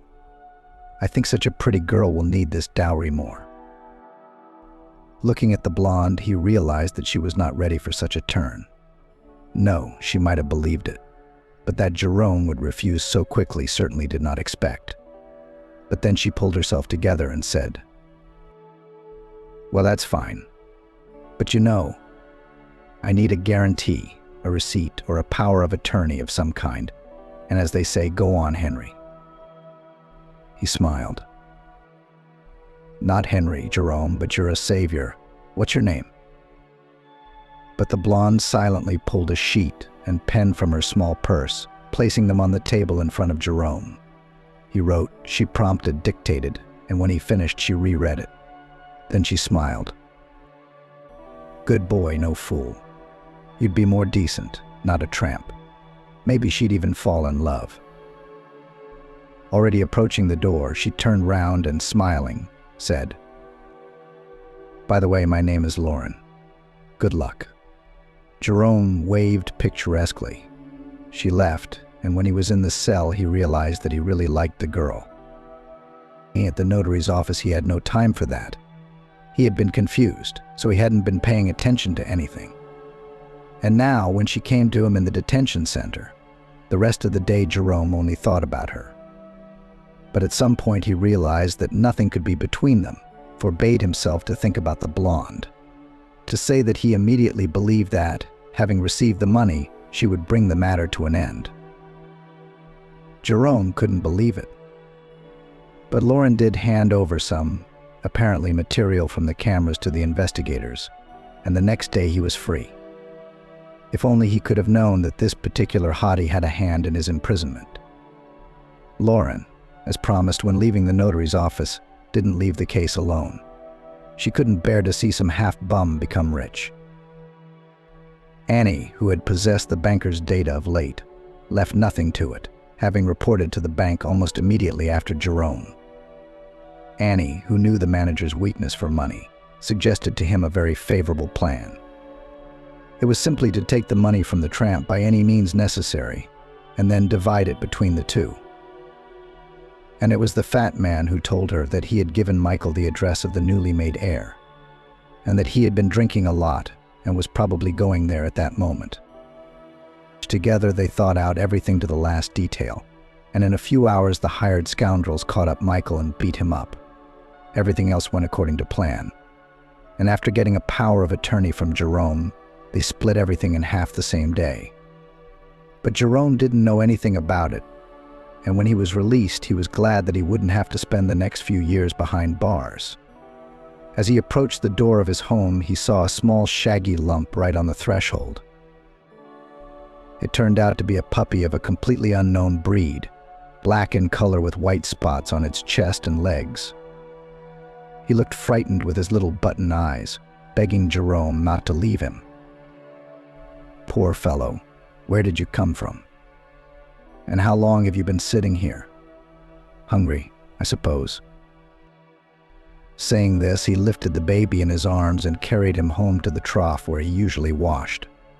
Jerome himself found a tin of stew on the windowsill and, opening it, said, "Well, Black, that's our supper for tonight. Come on, join us." And at night Jerome slept as if he had fallen into a dreamless pit until morning, and the baby snuggled against his legs and only occasionally sighed, as if reliving his feelings and problems.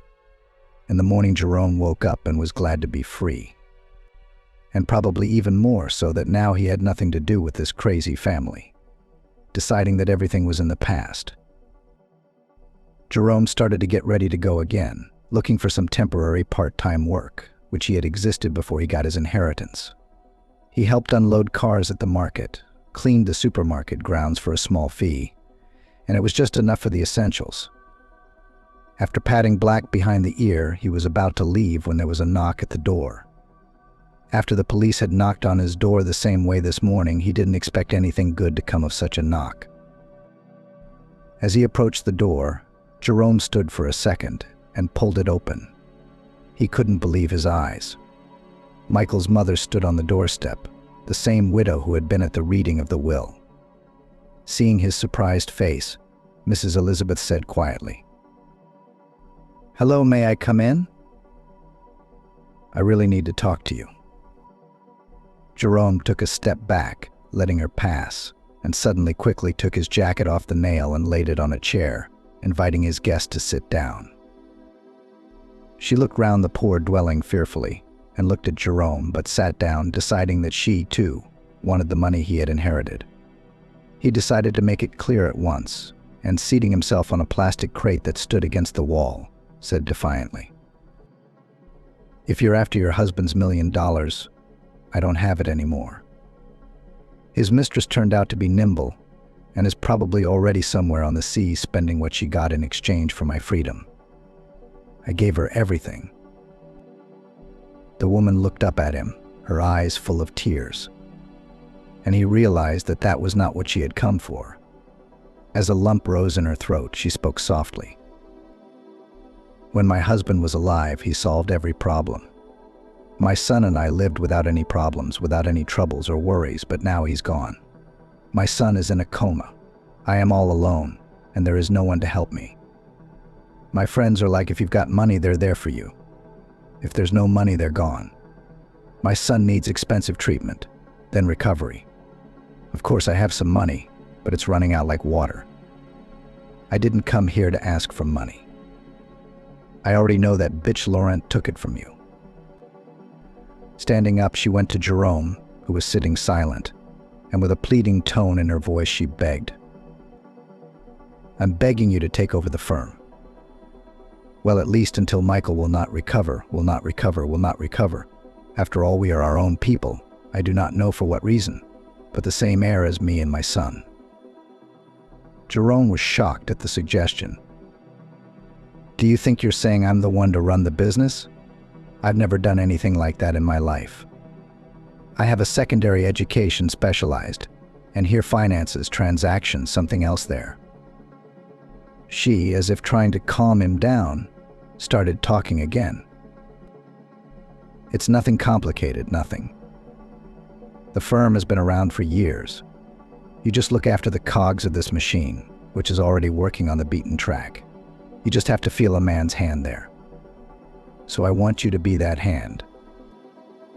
The widow was so sincere that Jerome felt sorry for her. She seemed unhappy and confused, and he promised to think about it, and the next day he agreed. Mrs. Elizabeth was glad of the decision. She managed to get it all over to Jerome very quickly, and he had no idea at that moment what kind of bondage he was getting into. He was so open, so trusting, that life didn't seem to have taught him anything. Once again he believed, not suspecting that the widow had already thought of everything in advance. She had made such an offer for a reason. Having learnt that the company is on the verge of bankruptcy and up to her ears in debt, the woman decided to switch it all to the hated tramp. On the first day, finding himself in a half-empty office, Jerome learnt all, from the same Deputy Gregory, the real picture of affairs. It was only then that he realized what he had agreed to get himself into. All day he sat in his office, poring over some papers and documents on his desk, understanding nothing about them. He didn't know what to do with all this, how to proceed. His thoughts were interrupted by a quiet voice. "Excuse me, can I clean your place?" Looking up, Jerome saw a young, pretty girl of about 25 with a bucket and a mop in her hands. He nodded, and rising from his chair, caught a stack of some documents, which immediately scattered on the floor. The cleaning lady dropped her equipment and began to help him pick up the papers. After a glimpse of a few sheets, she suddenly said, "You know, these contracts need to be renegotiated. They're flawed and therefore inherently unprofitable for the company." Jerome raised his eyes to her and looked at her carefully, asking, "How do you know? Do you work it out?" He motioned for her to sit down and they chatted for a very long time. Jerome learned that her name was Catherine. It turned out that the girl had a degree in economics, but because of once made a rash mistake could not find a job in her specialty. "My former manager offered me to become his mistress," she said sadly. "And when I refused, he framed me, forged a signature on a document. It all ended with a suspended sentence. With such a stigma, as you understand, no one takes a job. So I have to be a cleaner. I've got a little boy, Nicholas." Not expecting himself, Jerome suddenly asked, "What about your husband? Doesn't he work?" She grinned and said quietly, "Husband, as they say, is full of pears. I've been divorced for over 2 years now. I don't even know where this scoundrel is. He's never once come to see his son. Speaking of you, I overheard a conversation. I won't say whose, I'm sorry. Well, they're trying to set you up with all the debts of this office. But if you'll excuse me when I'm done cleaning, I can take a look. Maybe there's something else I can fix." Well, it can't be that such a well-known company in the whole region so easily and quickly collapsed. Jerome took her hand and said with a smile, "Yes, you, Catherine. It seems to me God himself sent me. How could I be against it? I even thank you for it. Help me." And she really got to work. They sat up till almost midnight, going over the papers. When the clock struck 1:30, Jerome said, "Catherine, that's enough for today. Let me walk you out. My son must have missed his mum by now. Tomorrow, if you don't mind, I'll be waiting for you here again. We have a chance to save the firm." Catherine smiled and said, "There's always a chance. The main thing is to know how to use it. Mrs. Vivian, the pensioner who lives next door, is helping me with my son. I phoned her. Everything's fine. She agreed to babysit while I'm in the office and put him to bed." From that day on, Jerome ran the company, or rather Catherine did. But nominally he was the director, no matter how hard it was. But she had time to fulfill her direct duties, clean the office, and all the documents to review, and with her son to deal with. Jerome was amazed at how much strength and energy this fragile woman had. He realized that if it wasn't for her, the company would have collapsed, and was very grateful for the help. Catherine in a short time managed to review all the contracts already concluded, and what could be changed or corrected changed. But that wasn't all. She found new profitable clients and helped Jerome to conclude several deals that gave the firm a chance for a second breath. Slowly, employees who had quit began to return. And after Gregory's death, the firm began to pick up again. All this time, despite the problems that fell on him, Jerome did not forget that he really wanted to know the reason why the late businessman left him an inheritance. It was obviously for a reason. And perhaps he was a relative of Gregory's in some way. But did I know my kin? He was about 2 years old when he went to the orphanage, and all the way through the army. It was his only family of origin. Some of the nannies said that he was thrown under the door, and some said that his parents were killed in an accident. And after that he was placed in an orphanage. But he never knew the whole truth. After a little bit of sorting things out, Jerome was still going to go to the orphanage, where he grew up, and try to find out the truth. At the first attempt, nothing came out. No one wanted to talk, but Jerome felt that the director was not telling him something. He had been told from the time he lived there that the headmistress had a taste for money and would take bribes at any opportunity. He went there again the next day.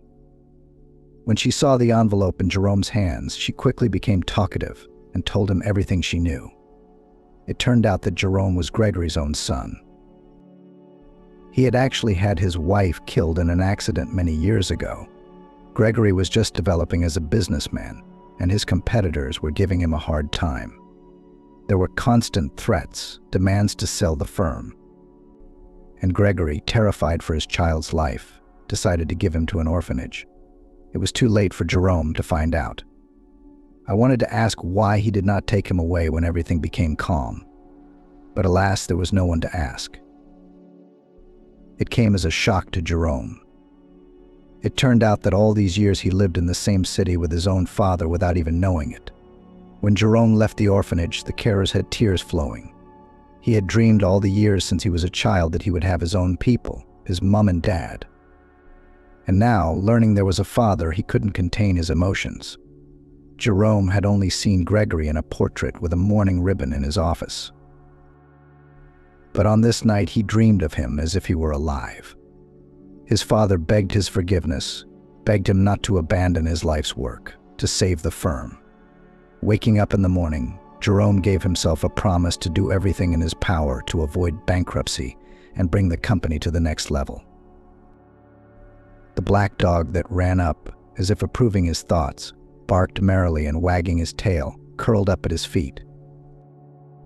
"Well, little one, don't worry, everything will be fine. Soon we'll move with you to a normal house, and you'll live like a noble dog, Bones." "Goodies," Jerome said. Indeed, as soon as the firm's business got better, he began to look for a place to rent and finally move out of this shack. The business, thanks to Catherine's help, began to return to its former successful level. The staff was great, and everyone took the changes from the new manager surprisingly well. Jerome watched Catherine work hard for a while, and one day, taking her by the hand, he said, "Now then, I've made up my mind. Such a bright head should not be lost cleaning the office. You're a real professional, and that's why I'm appointing you CFO from today. I hope you don't mind." The previous CFO never returned, although he had received calls offering him a job. "So, Catherine, your office is now across the door from mine, please." "No, I even demand that you go and settle in right now," Jerome said. Catherine looked at him confused and as if afraid to move. Jerome, seeing her condition, put his arm around her shoulders and quietly said, "What's the matter with you? You deserve it. Let's celebrate your appointment tonight at a cafe. I hope you can ask your neighbor to be with Nicholas." The evening went splendidly. Jerome found a quiet, cozy establishment and they had a wonderful time there, talking about completely different topics. It was so easy for the two of them, as if they had known each other all their lives. When they left the cafe, Jerome suddenly stopped and pulled Catherine to himself, kissed her. For about 5 minutes they stood embraced, and both of them absolutely did not want to part. "Let's walk a little more," Jerome suggested in a whisper, and Catherine agreed. Holding hands, they walked along the seafront. They wandered for an hour, gazing at the stars and the water. It was there that Jerome decided that he wanted to fall asleep and wake up with Catherine every day. But it was clear that there was no way he could bring her to his current place. After seeing her home that evening, he decided to take care of the housing issue the very next day. A day later, when he looked into her office, he said cryptically, "Catherine, I want to take you to lunch. I want to show you something. I hope you don't mind." When they entered the spacious two-bedroom just across the street from the office, nicely renovated and furnished, he put his arm around her and quietly asked, "Do you like it, Catherine? I've found a small but cozy nest. I want you and Nicholas to move in with me." She smiled happily. "Let's give it a try." A few days later, as they were loading Catherine and her son's belongings into the car, the very neighbor who had been looking after the boy came over. And with tears in her eyes, the neighbor said, "Oh, what am I going to do without you now? Nicholas is like a grandson to me."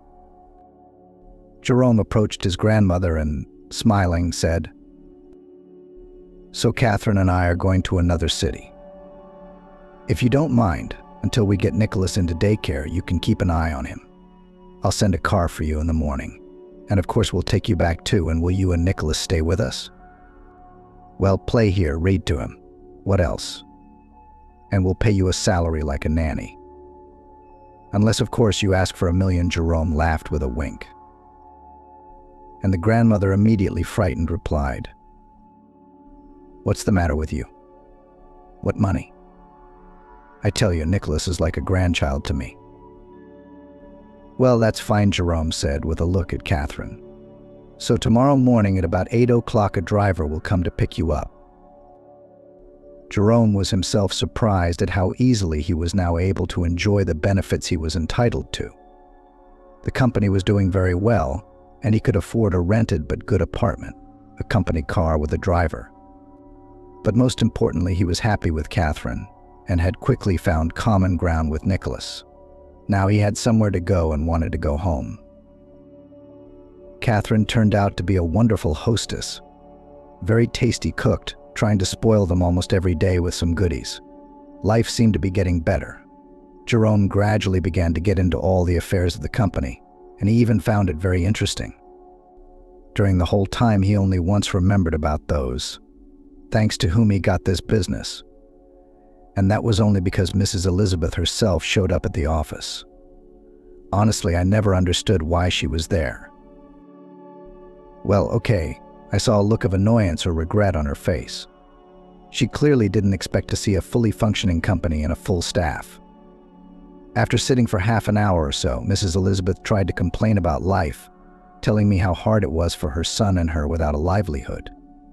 Then suddenly she said, "Michael," as soon as he regained consciousness, remembered that the bank manager who gave your address was literally half an hour afterwards finding out where Michael was. There's a reason for that. I think he was the one who ordered my son to the gangsters," Mrs. Elizabeth said. "Have you reported this to the police?" Jerome asked. "You need to make sure you tell them all of this. If anything is required of me, I am willing to testify or help. Be sure to tell everything to the coroner." As he saw the widow off, he didn't even realize that the whole inheritance story didn't end there. Some time later, he was indeed called for questioning, but already as a victim. It turned out that Michael still wrote a statement. He told everything he remembered, and his bank manager was taken into custody. The fat man turned out to be a coward, ratted out everyone involved in the case. The investigation went on for a long time and was quite high profile. The manager of a well-known financial institution in the city turned out to be a common bandit. Laurent managed to somehow get out of it and, as they say, got off with a slight fright, unlike the fat man, who with all his accomplices went to jail. All the funds stolen from the account bequeathed to Jerome were returned. Not thinking long, he made a decision: half will keep to buy his own home and business development, and the other half immediately transferred to the account opened for Michael. Jerome told him about it right in the hospital, where he came to tell him who he was and why he got such a large inheritance. Upon hearing this, Michael said quite calmly, "So, now you're like a brother to me. I've dreamed of having an older brother all my life." They both smiled and agreed that they would never fight again, no matter what happened. From that moment on, surprisingly, Michael went on the mend rather quickly. And a month later, when he was discharged, Jerome said sternly, "I'll give you 2 weeks to recover, and I'll see you back at the office. You'll be working for me. Daniel is going somewhere else in another city to live. There you'll be my new deputy," Jerome said. From Michael's happy face, he immediately realized that he wouldn't refuse and began to gradually bring him up to speed.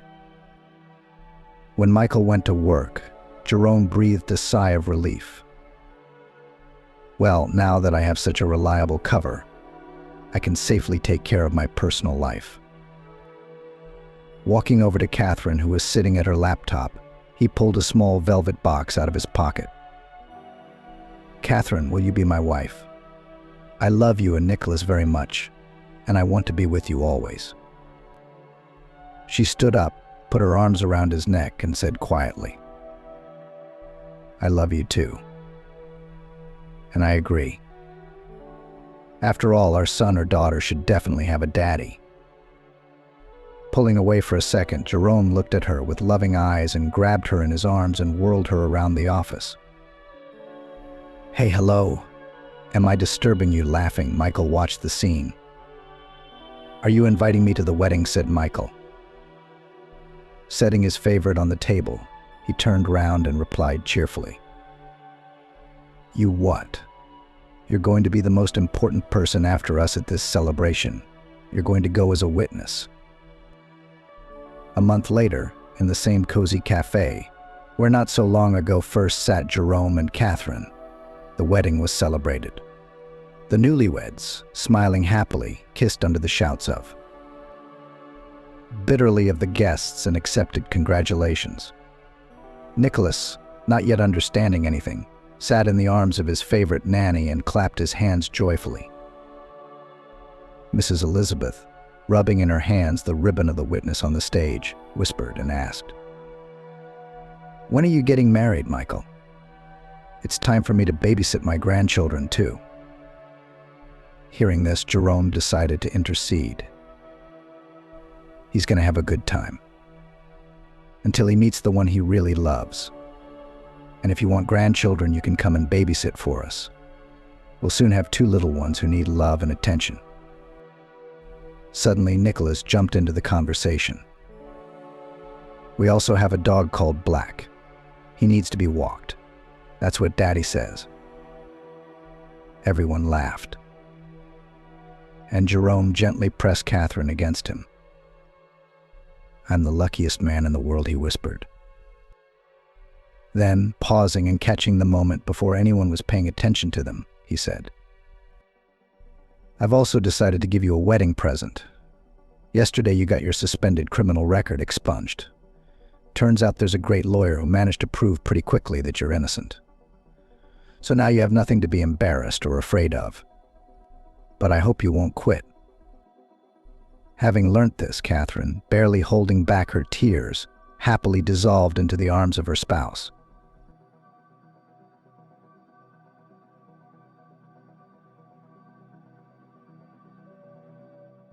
The doors of the operating theater rustled and creaked lightly. A doctor stepped out of them. Amanda jumped up again, looking hopefully at the medic. "Doctor, please don't be silent," she folded her arms across her chest in a pleading gesture. "The chances are 50-50, the doctor finally said, tightening the mask on her chin. "That she'll get out of the pram." Amanda sobbed sorrowfully again. "You have to believe in the best." The doctor tried to cheer up the girl. He was still young, he would recover. And I wanted to believe in the best. Of course, Amanda was worried about her husband's health, but she was more concerned about the loss of the family's main income and the question of who would provide for them now. Edgar rode out of the corridor to meet his wife returning from work. Amanda was not in a good mood. Lately, it had become a constant state for her. She had to get up early, work, do household chores, and still care for her disabled husband. "How was your day?" Edgar asked, taking the bag from the girl. "Disgusting," Amanda said sharply, taking off her coat. Edgar left for the kitchen. He was quite brisk with the pram and could even boast some mobility, if it could be called that. The man moved the bag of groceries to the floor near the refrigerator and began to open the door. He could only put his purchases on the first shelf or the bottom of the door. Amanda snatched the bottle of milk she'd opened on the way out, slammed it down and closed it loosely. It wouldn't leak to the neighbors. "Why are you shouting?" Edgar looked at her. "Would someone wipe it up?" "You." Amanda felt irritated and developed from her husband's helpfulness. He realized his limited functionality, so he tried not to inconvenience his wife. At first, Edgar was even ashamed, but later he accepted his condition and stopped suffering from remorse. "Can you heat it up for yourself?" "I'm tired." Amanda pulled her hair back with her hands and went into her room. The couch creaked faintly. Bleck the cat rubbed against her leg, begging for a treat. Amanda sat relaxed, exhausted, lethargic, and powerless. This wasn't the life she'd imagined when she'd married the handsome extreme sportsman Edgar. Now he's deprived of his passion and his income. And she has to work for 2, running all over town showing cheap flats to poor families. This was not how Amanda planned to spend her youth. Her husband had been in a wheelchair for 6 months. At first they lived on old savings, but those soon ran out. Amanda put off looking for a job until the last minute. She was scared, and her inner state was against it. By the age of 25, the girl had no experience. She worked part-time shooting for online clothing shops, blogging for a young stylist, although she had a good education in the hospitality industry. From the first days, real estate work seemed to Amanda to be useless, incomprehensible payment, running around, a lot of calls, the need to persuade someone to travel to the objects. What kept the girl in such an unloved place? Charming director and owner of the agency, Michael. He appeared there rarely, but every time it happened, in the office began a semblance of scenes from the film office romance. All the few female staff began to intensively put themselves in order to correct makeup, hairstyles, check manicures, and it was done by both very young girl students, working part-time in their spare time, and an elderly accountant, Cassandra. Amanda, too, fell under Michael's spell. And the more time passed, the wider the gap between her and Edgar grew. She stopped believing in the doctor's prognosis, and it was a thankless task to take a chance. But here he was, next to her, a living, handsome man, Michael. Though not hers yet, but it was only a matter of time. Such thoughts daily swarmed the girl's head. There was a constant struggle between duty, feelings, selfishness, and conscience. And that evening, selfishness and inner whims won. At some point, Amanda realized that she didn't care at all about the opinion of others, that she didn't want to support her invalid husband until his retirement and cross out her whole life with it. She too deserves happiness, deserves the joy of being a girl, not to pull a heavy burden on herself. The decision came instantly. It was strange that such a momentous turn was made on an ordinary sofa in an ordinary city flat on an ordinary March evening. "Are you going somewhere?" Edgar asked, watching his wife pack a pile of things into her bag. "Yes," Amanda nodded briefly. "We're going to your mum's." Edgar raised an eyebrow in surprise and grinned with the corner of his mouth. "What kind of nonsense is that? A daughter-in-law wants to go to her mother-in-law's house by herself. The daughter-in-law is tired of working for two." Amanda threw Edgar's trainers into the bag with a swift throw. The man fell silent, and Amanda just burst into tears. "I can't do this anymore, okay? I can't. I'm beautiful, I'm young, I want romance. I want a decent man by my side, I want care and affection, not to look after an invalid." "Amanda." "I'll get out of the wheelchair," Edgar interrupted her. "The doctors said there was a chance." "Maybe you won't. I'm sick of this." Amanda threw in her bag a couple more t-shirts and zipped it up with a precise motion. "Are you staying at your mum's? We need to live apart for at least a few months. 6 months." "I don't know." They were both silent. Amanda was dumbfounded. Edgar realized that he was being thrown away like an unnecessary thing. Really, what good is such a helpless and useless husband? "And aren't you afraid to hang close to the ground when you're lying on that mattress?" Mate Terrence shoved Edgar in the shoulder, barely landing. "Fear the wolf," the man grinned, laying the foam on the grass so that he could gather it up without getting tangled in the slings. Edgar and Terrence had been taking tourists on extreme tours to the mountains, the Alaska range, for 5 years. The guys had tried everything that could tickle the nerves and make the flesh shake. Rafting, jumping rope, quad biking, long-distance hiking, mountaineering. But Edgar's greatest passion was paragliding. He spent almost the whole summer in the mountains. He flew, tried, learnt, got bumps, wiped his knees on landing. Once he dislocated his elbow, caught his paraglider on a tree, and fell from a height of a couple of meters to the ground. The air of freedom and the glamour of the mountains beckoned the stubborn lad, who flew where others were afraid to go, and stayed under the clouds for so long that his fingers went numb from the cold. Edgar started riding tourists when he was already convinced of his own skill. So the guys worked. Terrence was the driver and organizer. Edgar was the coordinator and implementer of extreme entertainment. For 6 months they earned so much that the remaining 6 months could not work at all. But they didn't. They simply changed the style of traveling, and instead of paragliding, they went snowboarding and skiing with tourists. "Oh dear, finish that stuff you're doing. If you fall from that height, you won't pick up any bones." His mother, Cassandra, shook her head. But the boy liked to live like that. It was 100 times better than sitting in a stuffy office poking at buttons. Dangerous? So what? It's dangerous to sneeze in a public place these days. So what are we supposed to do? Not go out? Of course not. You've got a great education. Go to the bank, make a career. Mother wouldn't stop. Will the children go to the mountains too? No wife, no kids either. Mom, why are you bothering again? Edgar sighed tiredly. The parent was in her repertoire. Talking about the dangers of paragliding and the frivolity of the tourist business was a regular occurrence, even if it brought in decent money. Edgar met Amanda on a social network. He was bored on a winter evening. The guy scrolled through the newsfeed and came across the page of a pretty girl. Something about this brunette caught the young man's eye. Word by word, they went on a couple of dates. The girl was impressed by Edgar's boldness and passion. He took her on several trips, even offered to take her paragliding. But Amanda refused the altitude. Everything spun quickly, and in less than 6 months he proposed to her.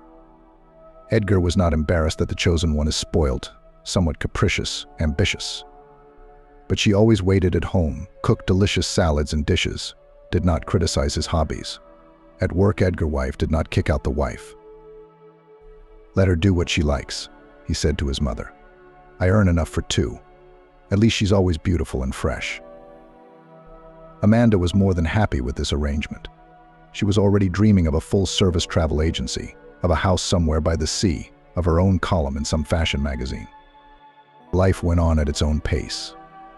Edgar and his wife lived 1.5 years. Her mother gave the young couple her 2-room flat, and she bought a small house in the countryside outside the city on her savings and moved in, but on the condition that soon there would be grandchildren. Edgar guffawed. Amanda rolled her eyes. Children were not in her plans for the next 100 years. But it wasn't necessary to upset Cassandra to know that. Instead of children, Amanda suggested that her husband get a Spitz. Edgar didn't mind and promised that after the next tour they would go together to a breeder and choose a puppy. A happy Amanda stayed home in anticipation, and Edgar and Terence took the tourists to the mountains. Edgar had been warned by everyone that his fascination with flying would not end well, but fate had other plans. The return trip in the mountains fell on rainy weather. In late August, Terence drove the minibus with the group, carefully slowing down on the serpentine corners. Edgar was dozing in the front passenger seat, tired from the busy program and the early rise. It all happened in a split second when a dashing local jigger in his car sped out of the corner and into the oncoming traffic. Terence swerved to the side to avoid the collision. The minibus tipped on its side and slammed into a pole and a concrete barrier. Edgar was literally squeezed in half between the roof and the dashboard. The other passengers were crushed like peas, but fortunately no one else was seriously hurt. They were just abrasions, bruises, contusions, and a couple of broken fingers. Terence dislocated his arm and suffered a concussion. Breathless Edgar was pulled out by rescue personnel only 40 minutes later. In the mountains in the rain and traveling fast is not even possible for rescuers. He was taken to the nearest hospital, but there was no one there to perform the complicated operation. The man was rushed to the state capital. There he could be given at least a chance to get back on his feet. The operation was a success. Edgar recovered quickly, but he was paralyzed from the waist down. Without words, it was clear that extreme sports were over for good, extreme sports and his favorite job. The minibus was beyond recovery. The firm was ruined. It was left without transport and its chief instructor. Amanda howled wolf as she realized her beautiful, comfortable life was over. Her attitude towards her husband changed almost immediately. Whereas before she had seen him as a hero, a pillar, a leader, a risk-taker, now he was just a source of trouble.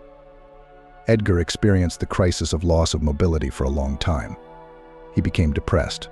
10 times a day he revisited photos from his trips, pulled the remains of his parachute out of his rucksack, stroked it, holding it in his hands, sighing, staring at one point. The atmosphere in the flat was heavy. The doctor prescribed Edgar a set of exercises that should have had an effect over time. But the man, disgusted by his helplessness, could not start doing them for a long time. Amanda avoided talking about the accident and didn't poke her husband's nose in his deficiency at first. But as the irritation and strain grew, she sometimes snapped. Don't be discouraged, son. Believe in the best, and do not give up therapeutic gymnastics called to raise morale only Mother Cassandra. Insurance, who had recovered, came to visit occasionally, but it was hard for him to talk about what he had lost. As time passed, the former paraglider gradually heeded the doctor's advice and began to exercise occasionally, just as Amanda began to think about divorce. Amanda had a breakdown at work. It was a frosty morning in the village. Clusters of rowan berries, covered in hoarfrost like earrings, adorned a bald bush. A flock of sparrows hopped in it with a cheerful chirp. Frost covered the ground. Amanda opened the gate and rolled the pram down the narrow path to the porch. Cassandra popped out of the door wearing a down shawl. The two women pulled the pram into the hay. "How long are you visiting, Amanda?" the mother-in-law asked, shaking an invisible speck off her son's jacket. "Edgar, for a long time." "I'm going back to town. I have work to do," Amanda replied briefly. Before Cassandra could even open her mouth, her daughter-in-law hurriedly said goodbye, slammed the door shut, and took a taxi back to catch the train. The women stared at their son in confusion. Edgar was gloomier than a cloud. He had lost his favorite thing, his ability to walk, and now his personal life hung in the balance. A couple of days later, Amanda arrived again. The man was hopeful when he heard the clatter of the wicket outside the windows, but Edgar's joy was too soon. "I've always wanted a dog," Amanda put the carrier with Bill's cat on the floor without even saying hello. The frightened cat huddled in the far corner and mewed hoarsely in fear. Amanda left without even bothering to say goodbye. Edgar felt a little better. The clever animal quickly got used to his new surroundings. The cat often slept on his master's lap while Edgar sat by the window in his pram or outside, breathing fresh air. Sometimes Bleck would jump up and down to catch sparrows in the snow, or hunt for an invisible speck in the dry grass. Edgar loved to watch the pet. It calmed him and drove away his boredom and longing for adventure. 2 months passed. It was the end of March. During that time, Amanda never returned. At first, the man called and wrote to her himself. But as time went on, his wife stopped picking up the phone and answered one-wordedly on social media. Edgar realized that he had been cynically and utterly dispassionately disposed of. Cassandra's mother shook her head and often berated Amanda. Cassandra was especially concerned about the state of the flat her son had left behind. "Good girl," Cassandra lamented. "She left her husband on my neck. She lives in the city in someone else's mansion and doesn't give a damn. Edgar, get a divorce, I'm telling you. And everything will get better. Stop it." The man waved his mother away, but he believed in his own words less and less. Apathy and longing were eating Edgar. He was tormented by his own idleness, because he could not do most of the housework. Walks were rare. Pulling the pram down a couple of porch steps to the ground was hard. Once again, as Cassandra tried to do so, an elderly neighbor, Norman, peered over the fence at her. "Hey Cassandra, what are you going to do? Say you've got him in your arms," shouted the old man in righteous indignation simply. "Hello, Norman," said the woman. "Well, what else could it be? You'd better help than scratch your tongue. The gate is open." The neighbor ran nimbly, not at all senilely, to the pram and helped it down the steps and onto the path to the gate. At the same time, he asked both Edgar and his mother about what had happened. "It's a misfortune." "A misfortune," the man scratched the back of his head, pushing his knitted cap to the side. "And it's not clear whether he'll get up or not." "I'll get up," Edgar mumbled, feeling terribly embarrassed that the two older men had to deal with him. "I've got it." Norman threw up a finger. "I'll come back tomorrow and tell you how to adapt it for the pram. Then you, grandson," he said to Edgar, "can you get in and out? Better get back on your feet, though. Okay?" Edgar smiled a little and sighed. "Norman's not like my grandfather, God rest his soul. A lazy bum," Cassandra exclaimed. "All he knew how to do was stuff holes in socks." The company laughed involuntarily. The neighbor soon left, having inspected the porch beforehand, and Cassandra rolled the pram along the pavement to the shop. Amanda opened her laptop after work, sitting down on the soft couch. She didn't look away from a message from her husband with another question. Camila was interested in something else. "Today, Michael," The director of the agency had finally paid attention to her and invited her to coffee together at lunchtime. It was not for nothing that Camila wore short skirts and spent several hours every morning in front of the mirror. The determination with which Camila moved towards the goal of winning the director was worthy of applause.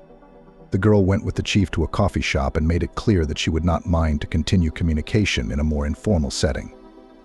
Michael caught the hint and at the end of lunch invited the pretty employee to dinner at a restaurant at the end of the week. Camila cheered. "His suit is definitely not from a local tailor," Camila mumbled under her breath as she looked at her boss's photos on social networking sites. "And a decent watch and cufflinks." Her eyes burned with admiration, but more for herself. A month had passed since Camila had put her husband in her mother-in-law's care, and during this time she realized that her life was, in general, not so bad. The work suddenly stopped stressing her. Cooking and cleaning turned into rare worries. There was enough money for herself and still had time to shoot for clothing catalogs. Sometimes on the mental horizon slipped thoughts of divorce, but so far Camila canceled them. It was necessary to prepare the ground for a run-up, so as not to sit soft place in a puddle. As a calculatingly cunning woman, Camila understood this and therefore did not hurry. Though Edgar could have served Edgar at any moment. But she would think of something. Yes, and not much believed Camila that kind attached to her Edgar first will go to such a step. The photos of the boss told Camila what she wanted to know.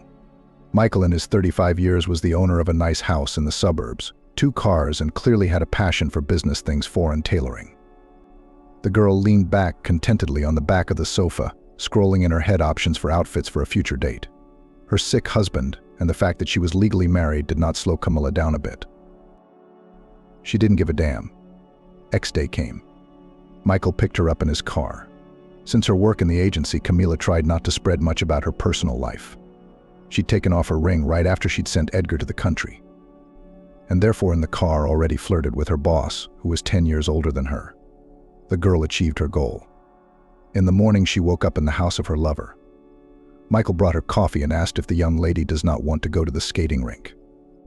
A couple of days later, Camila flirtatiously agreed. Everything went according to plan. She told Michael what he wanted to hear, and he was slipping into an affair with his co-worker. At work, they decided not to advertise their relationship, although it was difficult to hide something in a female team. Soon the whole office was talking about the fact that the manager had a young mistress. Camila quietly laughed at the gossiping colleagues, but did not hurry to reveal the secret. Her goal was Michael, not to hurt the noses of her workmates. The first day of April was too warm. It was as if the sun had reached the clear sky and was now eager to make all the plants grow and bloom in one day. There were even some sleepy flies in the air, dazed by the sudden joy of plus 19 degrees. Norman scratched his stubbled chin and held his visor up, looking at the sun. "It's blooming, isn't it?" He nodded to Edgar. The man sat in his buggy on the porch path, keeping his neighbor company while he reworked the sides into a strong and smooth slope. On Edgar's lap, Black the cat stomped around. He was writhing in pain, digging his paws into his master's lap. "Now we'll put some paste on it, and you'll ride like a racer," the elderly neighbor said contentedly, wielding a hammer. "At least we can do it without breaking traffic laws," Edgar smiled. He'd been a little perked up lately. Maybe it was the weather, maybe it was the fact that Amanda had practically abandoned him.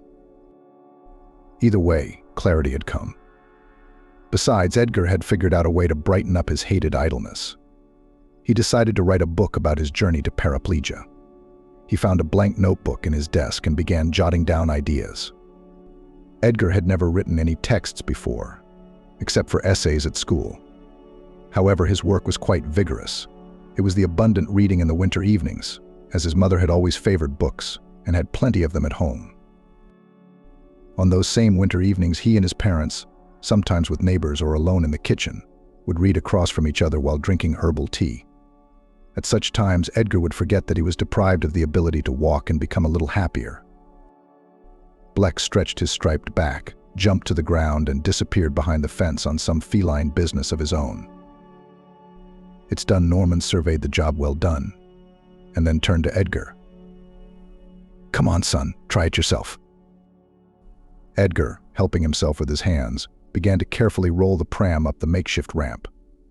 A few minutes later, he and his vehicle were already at the door to the house. "Well, that's good," praised his neighbor. "Grandpa, are you here?"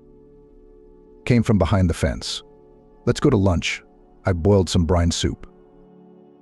Edgar turned his head at that voice, which sounded like the crunch of thin ice on a puddle. A girl in a striped jumper was waving from behind the gate. Her blonde curls were poking out from under her beret, and her bright blue eyes were visible, even at a distance of several meters. "My granddaughter," Elizabeth Norman nodded discreetly to Edgar. "She's in town for the weekend studying. I don't know who she's studying for," said the old man. "Come on, Grandpa, let's go. It's getting cold," the guest stomped her foot demandingly outside the gate. I'm coming. Why are you shouting?" The neighbor waved good-naturedly at her. "I'll go." "Edgar, say hello. I'll see you again. That beam under the roof is bad. It could use a change." Norman gathered the tools in a bag, waved to Edgar, and went out the gate to his granddaughter. The man thanked his neighbor for his hard work and suddenly realized that he couldn't stop thinking about Elizabeth, even though he hadn't even met her.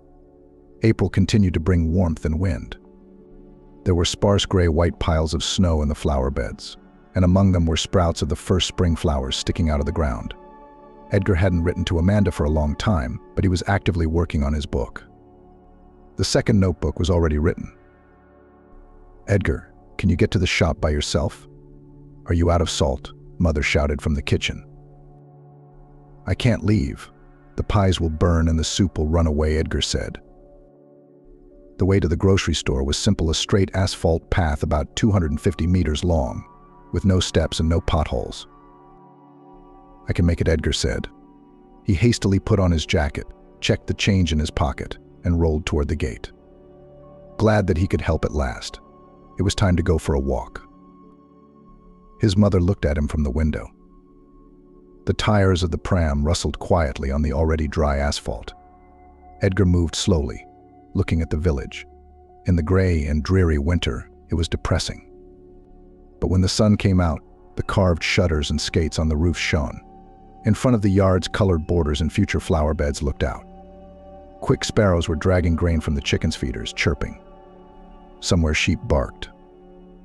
The noise pleased the heart, heralded the arrival of warmth to people and animals. Edgar got to the shop without any problems, bought salt and rolled back.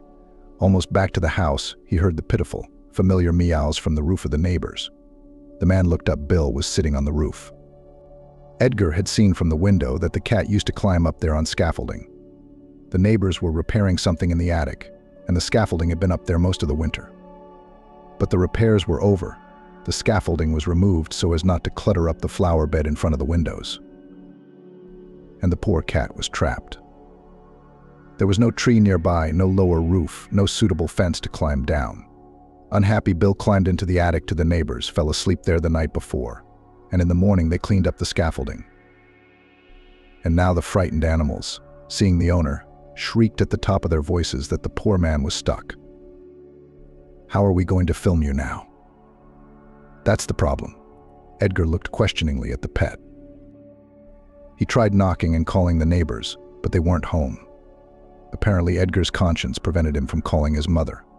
The feeling of helplessness and inferiority came again. The man looked at the pram with dislike. If it hadn't been for her, I'd have climbed over the fence in no time, used the tools I had on hand to get up on the roof, and lowered Bleak down to the ground, he thought. A familiar ringing voice snapped Edgar out of his musings. Norman's granddaughter, Elizabeth, was standing nearby, looking up at the roof. "Yes, I wonder how to get it." Edgar nodded cautiously. "Well, you don't have much to think about," Elizabeth said. "Well, we can't leave the mustache in the lurch." She put the bag of food in Edgar's lap, rolled up her sleeves, and climbed over the fence to the neighbors. The man only clapped his eyes in amazement. The vivacious girl aroused in him a feeling of real admiration. Elizabeth walked round the house and found an old 3-step ladder by the shed. She shook the find happily, showing Edgar that she had an idea. The ladder was low enough to climb onto the roof, but high enough to reach her hands over the edge and grab the cat's paw. The frightened Bill clawed at the girl's hand, meowed, and looked around with bulging eyes. When the animal was on the ground, Elizabeth handed it directly into the hands of its owner, through the hole between the bars of the fence. Then she carefully carried the ladder back to its place and climbed back over the fence as deftly as she had done the first time. There was no sign of the sudden intrusion.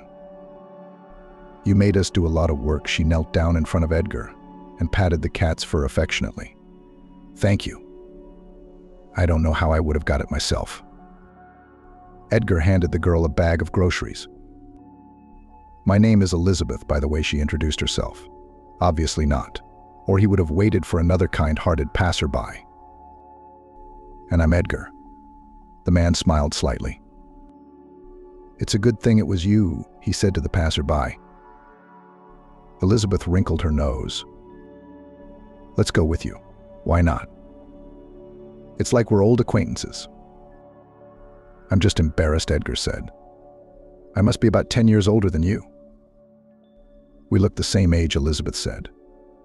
"How about just being polite?" "That's right," Edgar agreed. He drove forward a little and stopped at his gate. "Let me help you." Elizabeth reached for the handle to open the door so Edgar could drive through freely. She took a careless step and tripped over the curb ledge. The man's reaction was lightning fast. He lunged forward and picked Elizabeth up with his arms. I'm clumsy, she deftly hid her embarrassment behind a laugh. "It happens to everyone. It's all right," Edgar played along. "Elizabeth, come and have tea with Grandpa Norman." "Of course we will." Grandpa said something about the roof. Elizabeth remembered and nodded. She waved goodbye and went on her way. Edgar, for some reason, was as excited as a child. He rolled the pram onto the porch, opened the door to the house, where a hungry Bill immediately ran out. It was only then that he realized what had happened a minute ago. For the first time since the accident, the man felt his legs weakly as he pitched forward. They echoed with a slight tingling in his knees. Amanda stretched out in bed, rays of sunlight falling through the window. The hands on the clock showed around 10. Michael wasn't around, he always left early. Apart from weekends, work was the most important lady in the real estate agency director's life. Amanda was in no hurry to get to work. She was already thinking of quitting in general. She was annoyed that Michael wasn't suggesting it. After all, in fact, they were already in a relationship, and he could also allocate some money for her. When colleagues called with questions about his readiness to show flats to buyers, Amanda always found excuses: illness, fatigue, busyness, urgent trip. "If he doesn't offer, then I have to quit," Amanda decided as she waited for the coffee machine to make coffee. She liked Michael's house much better than her husband's flat. It was quiet, spacious, and every little thing was taken care of by a robot Hoover. Dishes are washed by a machine, and everything else is automated to the max. It's also perfectly clean. Once a week, Michael had his house cleaned by a cleaning company. He couldn't stand dirt and piles of junk, and he preferred dry cleaning, where all the clothes were put on a hanger and returned perfectly ironed. Unlike Edgar, he was always on parade, not hanging around with tourists, looking after himself. It all appealed to Amanda. It was the way she'd always wanted to live. That was the level she aspired to. The first part of the plan had already been realized: she'd become the boss's mistress. The next part was to gradually accustom him to her in her personal space. Amanda was already looking ravenously at Michael's second car, calculating whether she needed a fur coat for the next season, and when it would be better to take a holiday. And then, when everything was already taken care of, she would quietly divorce Edgar. The girl's plans were Napoleonic. At work, they began to suspect a connection with the boss when Michael drove her a couple of times. Amanda did not answer the questions, but only joked, rolled her eyes. When it all came out, she wouldn't care. In the meantime, it would be better to keep the affair a secret, at least not to be jinxed. Amanda ate a leisurely breakfast, showered, put on makeup, hailed a taxi, and left the office in full parade. She was sure it would encourage Michael to do something more decisive, such as asking her to move in with him at last. "Greetings," Amanda said to the manager, raising an eyebrow in mild amazement. "Not for work anymore." She placed the application sheet in front of her. "So, are you going freelance or have you already found a better place?" the manager asked, putting the application in the folder. You could say that Amanda smiled enigmatically. She didn't bother with the detentions at her former job, hastily picked up her things from her desk, bade a dry farewell to her colleagues, and dashed out into the street. It was amazing the determination Amanda had awakened when the prospect of a relationship with a wealthy man loomed, and how she dreaded being left in poverty with a disabled husband. Amanda drove home, dropped off her belongings from work. Then she called her friend Camilla, and they went shopping together. The enterprising girl decided that a new set of pretty lingerie would soften the news of her dismissal from Michael. In the evening, Amanda met her lover in Parade at his home and informed him of her decision. Quit. But why? You didn't seem to be loaded with cases, and you were always paid on time. The man was not naively surprised. Why, Michael? Amanda coquettishly sat on his lap. To spend more time with you. After all, a well-slept, beautiful, satisfied woman is better than a tired working bee, isn't she? Yeah. Well, what makes you think you were? Michael was genuinely perplexed. That's how I felt. Amanda didn't like her lover's reaction. An awkward silence ensued. The man was the first to break it. I wanted to talk to you about the May holidays too. I thought maybe we could go to the mountains, rent a remote cozy house. What do you think? The word mountains almost made Amanda cringe. She was fed up with the mountains in her life with Edgar, and therefore quickly catching her face, the girl with the most innocent voice began to dissuade Michael from his decision. Michael, it can still be cold in the mountains. I want to get warm already, you know. She slightly played with her eyebrows. Maybe we should spend a little more and fly to a place where it's already warm enough. Lying on the beach is better than kicking up mud in the woods, don't you think? We could do that, the man agreed and reached for his laptop to look for a suitable offer. Amanda realized she'd won. Edgar was looking forward to the tea party with the neighbors, as if it were some kind of important event. He was also very excited by the return of the weak sensitivity in his legs. Had the hope of flying again risen from the ashes? Or at least to walk with his feet on the grass?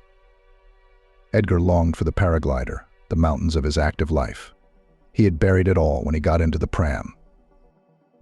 But now there was a glimpse of a chance in the darkness that not all was lost. Edgar found the doctor's appointment folder, studied the instructions for physical therapy, and began to slowly exercise. Cassandra even let out a quiet tear of joy as she watched her son exercise. She tried to support him in everything, but not to push or nag him. She realized what Edgar was going through physically and mentally, and so she lagged behind with questions about Amanda, about motivation, about the flat. Time will come on its own, everything will work out as it should, the woman sometimes said to herself in the evenings, tapping her knitting needles against each other. On a warm afternoon in mid-April, Norman and Elizabeth appeared on the doorstep of the house. The landlady invited them in, but the brisk grandfather waved them away, saying that first work, then tea and talk. So he surveyed the edge of the roof and set to work. Cassandra fussed at first, but then waved goodbye and went off to make dumplings. Edgar and Elizabeth set up on the front porch in case the good neighbor needed to fetch tools. "That's a great grandfather you have, Elizabeth," Edgar whispered in the girl's ear. "I don't remember my grandfathers. I was a little boy when they were gone. I guess I was lucky." Elizabeth nodded and smiled as she looked at her relative who was hard at work with a hammer.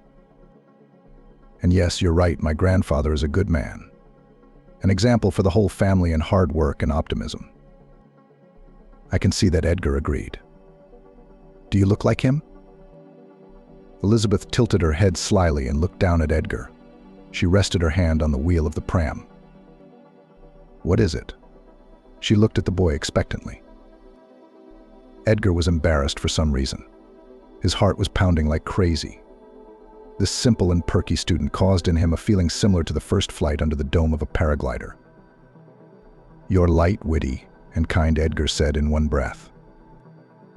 Elizabeth felt as if she were experiencing all the words in turn, and then nodded affirmatively, nodded a little pictorially, gave Edgar a playful tap on the shoulder, and laughed. An hour later, vanilla and cherries wafted from the open kitchen window.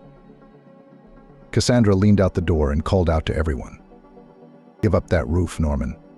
And you guys, come and eat your dumplings while they're hot. Edgar and Elizabeth were chatting on a bench near the porch and did not even hear the hostess' response at first. You, Cassandra, should have your stomach full of people when you're in the middle of work, the elderly neighbor said, fiddling with his tools. Grandfather, let's not go. It will get cold, Elizabeth said softly. She grabbed the handles of the pram with Edgar and boldly rolled it down the porch to the entrance. Don't do that, will you? I'll do it myself, he protested. Let me take care of you, Lisa giggled but didn't stop. When the two of them went to wash their hands in the back of the house, Cassandra stopped Norman, who was late for the young people, at the threshold and whispered, "There's a flower been bloom." "I can't see it," he mumbled good-naturedly. "Do you take me for an old fool?" The neighbors smiled understandingly. When the whole company was gathered round the table, the plates were already steaming, fresh with jam, homemade dumplings with garden cherries, strong tea and sour cream so thick that a spoon could stand in it. Under the table, Bill grumbled. The cat nosed on one lap or the other, begging for treats. In the end, Elizabeth quietly gave the mustached cat one dumpling. Bill instantly dragged his prey outside with a proud look. "Who is it that feeds the cat from the table?" Cassandra was outraged. "Cassandra, will you send them for a walk as punishment?" Grandpa Norman winked at his granddaughter. Elizabeth and Edgar looked at each other at the same time. "That's right," said the landlady. "The weather's nice, there's no need to sit around. Go and pick a bunch of flowers. The goose meadow has already appeared. There's a whole meadow behind the village by the pond, and there's a path for the pram, just enough for Edgar to get through." After the meal, Elizabeth and Edgar, sensing a trick, but not seeing it, were outside the gate of the house and moved leisurely along the path. "Can't you walk at all?" "I'm sorry, I shouldn't have asked that. It's inappropriate." "It's okay," Edgar answered very calmly. "The doctors say there's a chance, but I can't walk yet." At the same time, he remembered the tingling in his knees. He had recently started doing his own exercises, gymnastics, to restore sensation. "But sometimes apathy overcomes me and I want to give up and accept everything he shared with the girl. They say that human possibilities are limitless, and it's all about desire." Elizabeth looked at the sun and then at Edgar. "I'm studying marketing, but I want to work with people, with the masses. I feel a calling, but I don't know in what way." "That's great," Edgar complimented her. "In time, you'll realize where you're going. And you'll get back on your feet in time. I know you will." Elizabeth smiled and discreetly touched the man's shoulder. Edgar felt the warmth of her hand even through the thick sweatshirt. It remained there, even when the hand itself was gone. They talked and talked about plans and dreams, about the shortcomings of the student dormitories and strict teachers, about the countryside and the city, about the joys of being and imaginary problems. For the first time in many months after the accident, Edgar felt alive. If his legs would have obeyed, he would have run, spreading his arms out to the sides and putting his face to the wind. The pram hit a rock, rattling lightly. When the wheel shuddered, Elizabeth stopped. "Does it hurt?" "No," he looked up at her, bewildered by the sudden joy. "I think I can feel my leg." Her eyes widened, and she squatted down beside him. She grasped her leg just above the knee and pressed lightly. The skin responded to Edgar with a barely perceptible but uncomfortable, dull pain, as if through a pillow. Barely, but it echoed. Edgar grabbed Elizabeth's hand. "I can feel her," he whispered. "I can feel her exactly." Elizabeth jumped up and laughed, then threw her arms around Edgar, a tear running down his cheek, either from joy or happiness, or maybe both. Amanda was dozing in her chair with her headphones on. Michael was sitting next to her, looking at something on his laptop. Clouds flashed in the window. The plane was carrying them home from their holiday. Amanda was pleased, and mostly with herself. She had persuaded her lover abroad to buy some expensive gifts. The arguments were persuasive. "I really need it, and it will be more expensive at our place anyway." Michael didn't argue, but somehow he didn't have the joy of gift-giving on his face. Although Amanda was diligently broadcasting to the entire shop, glowing defiantly and kissing the man on the cheek. Michael himself never started a conversation about moving, despite the fact that the girl did not work, but he occasionally hinted at the need to find a new source of income. Amanda sincerely did not understand these hints, although she pretended to be a fool. In the end, she moved her things to Michael's house and appeared in the flat only occasionally. As the couple rested after the morning flight and drank coffee on the balcony, Amanda glanced again at Michael's second car. "I was thinking that I could drive," she said.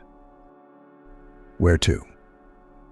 Michael looked at her questioningly, taking his eyes off the phone screen and his work correspondence. "Shopping, errands, fitness." Amanda began to curl her fingers.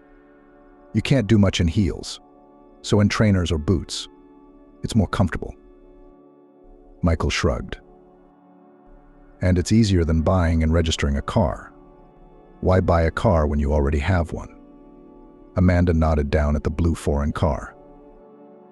Michael followed her gaze, pressed his lips together, and after a pause said, "The car's not running. I'm waiting for a new engine. Then I was planning to repair it, sell it, and invest the money in a project. And by the way, you don't even have any driving experience." "You can gain experience," Amanda said. "You can always sell it." I liked her so much. I could be your sober driver after all. Amanda was an excellent bargainer. She'd learned while studying to be a translator that it was easier to ask for something than to make the effort and strain herself. And awkwardness could always be smoothed over with a woman's tricks. So Michael rubbed the bridge of his nose irritably with his fingers. "I don't drink, and even if I did, I could call a taxi. The car's not running, no one can drive it. When the right engine comes along, I'll order it. But until then, you'd better buy yourself a good pair of trainers," he said. The man stood up, took the mug with the rest of the coffee and went back to his room, signaling that the subject was closed.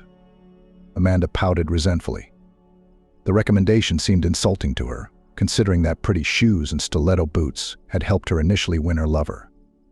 She was not refused directly, but rather harshly. She remembered the patient, kind Edgar, who, though he couldn't give her a car, had never refused her other more modest gifts. A few days passed. Amanda decided to ignore Michael's refusal and try to talk about the car again later.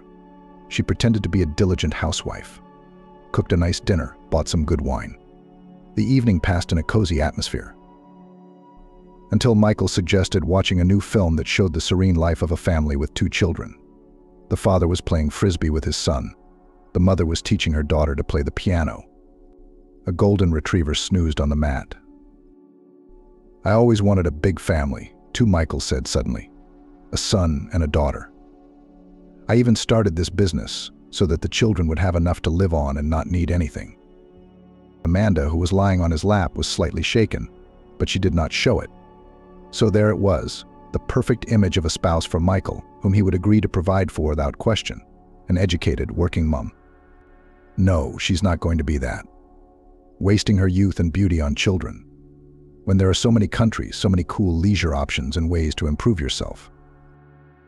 "I feel sick," Amanda said, jumping up and going into the kitchen. Suddenly, she had an amazing idea on how to get all the benefits of a lover without cheating on herself. She opened a bottle of mineral water, poured the falling liquid into a glass and drank contentedly. The plan was simple and ingenious. Elizabeth would only come to the village on weekends. For the rest of the time, she had to attend classes. Edgar missed the girl, but tried to keep himself busy in her absence. He was especially focused on writing his book and doing exercises to develop his legs. Elizabeth supported his zeal in both endeavors. In the first 2 weeks of exercise, Edgar was able to wiggle his toes. In another week, he was able to slightly tilt his foot and tense his lower leg. With each new accomplishment, it was as if the motivation and strength for life was returning. May came. Birds sang, tulips, bushes, greenery, and fresh leaves bloomed. Cassandra was digging in the flower bed. She loosened the soil, removed fallen branches from the birch tree where red, yellow, and white tulip buds leaned. Next to them, crocuses climbed out in a row, and at the very border, blue caps of muscari buds. Bill was hanging around. The cat galloped around with his tail between his legs, jumped on the brick walls, hunted for soldier beetles that flew out from under the slate. Edgar sat in the pram by the porch, his eyelids closed, basking in the sun. Suddenly someone's hands were on his eyelids. "What's the matter?" He stretched out, more amused than annoyed. "Elizabeth, did you think I wouldn't recognize you?"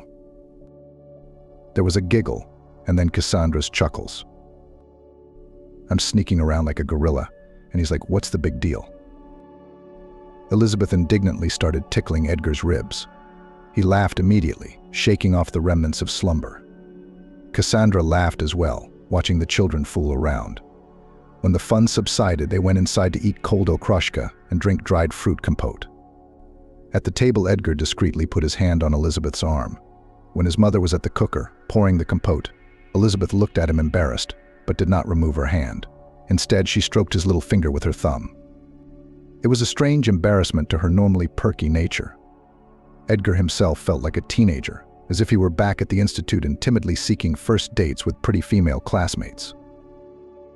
Cassandra saw what was going on at the table out of the corner of her eye, but she didn't let it show. Instead, she thought of something urgent to do outside, grabbed her head, and dashed out of the kitchen. "Elizabeth, I have to talk to you." Edgar began when he realized they were alone. The girl nodded and turned to face him, her whole body on the stool. "About what?" "About what's going on between us." Edgar sighed and took her hand again. "I like you a lot. I realize that we're not just friends anymore. You've become important to me, and you're helping me not to give up.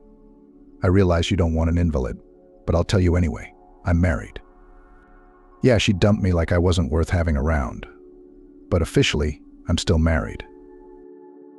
Instead of answering, Elizabeth moved closer and hugged him tightly around the neck. "Of course I need you for anything. And I'm sure you'll be out of that damn chair very, very soon," she whispered in his ear. Edgar's insides warmed.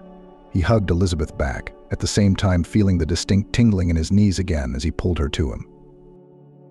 "You are an amazing person, with a good heart and a beautiful dream."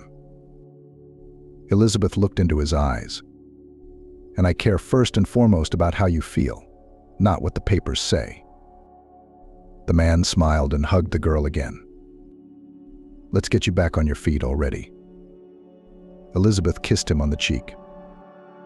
"Everything will work itself out from here."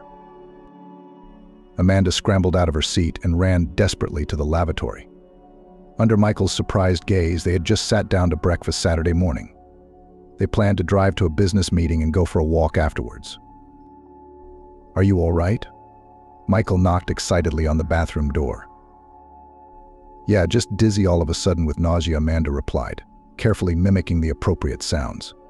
She made some more noise with the cistern drain, the tap, splashed water on her face, and went out into the corridor. Michael looked at her with a mixture of joy and anticipation. "Are you pregnant?" he blurted out. "Oh, I don't know. I'll take a test today." Amanda clutched her forehead. "What's there to do?" Michael picked her up and sat her on the living room couch, fanning her. "It's pretty clear. You're sick of food and your face is all bloomy.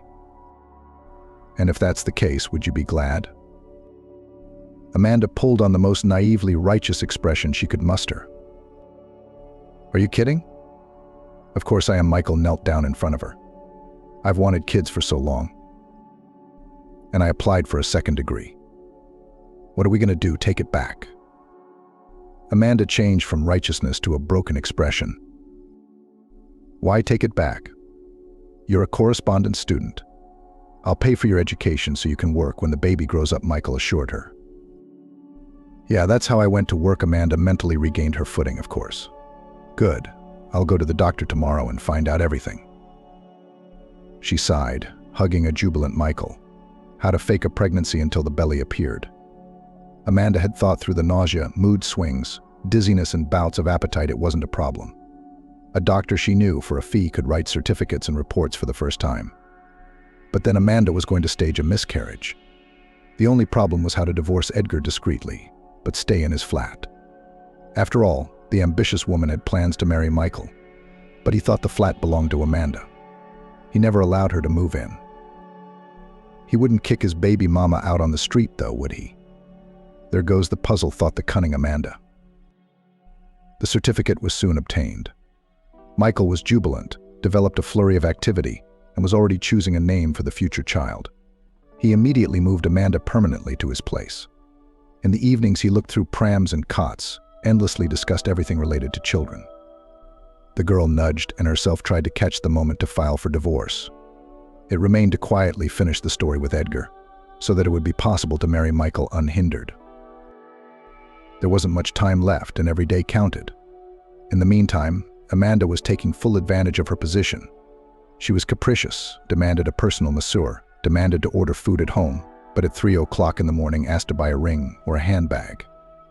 Michael fulfilled all her requests without question, even made a separate bank card for Amanda.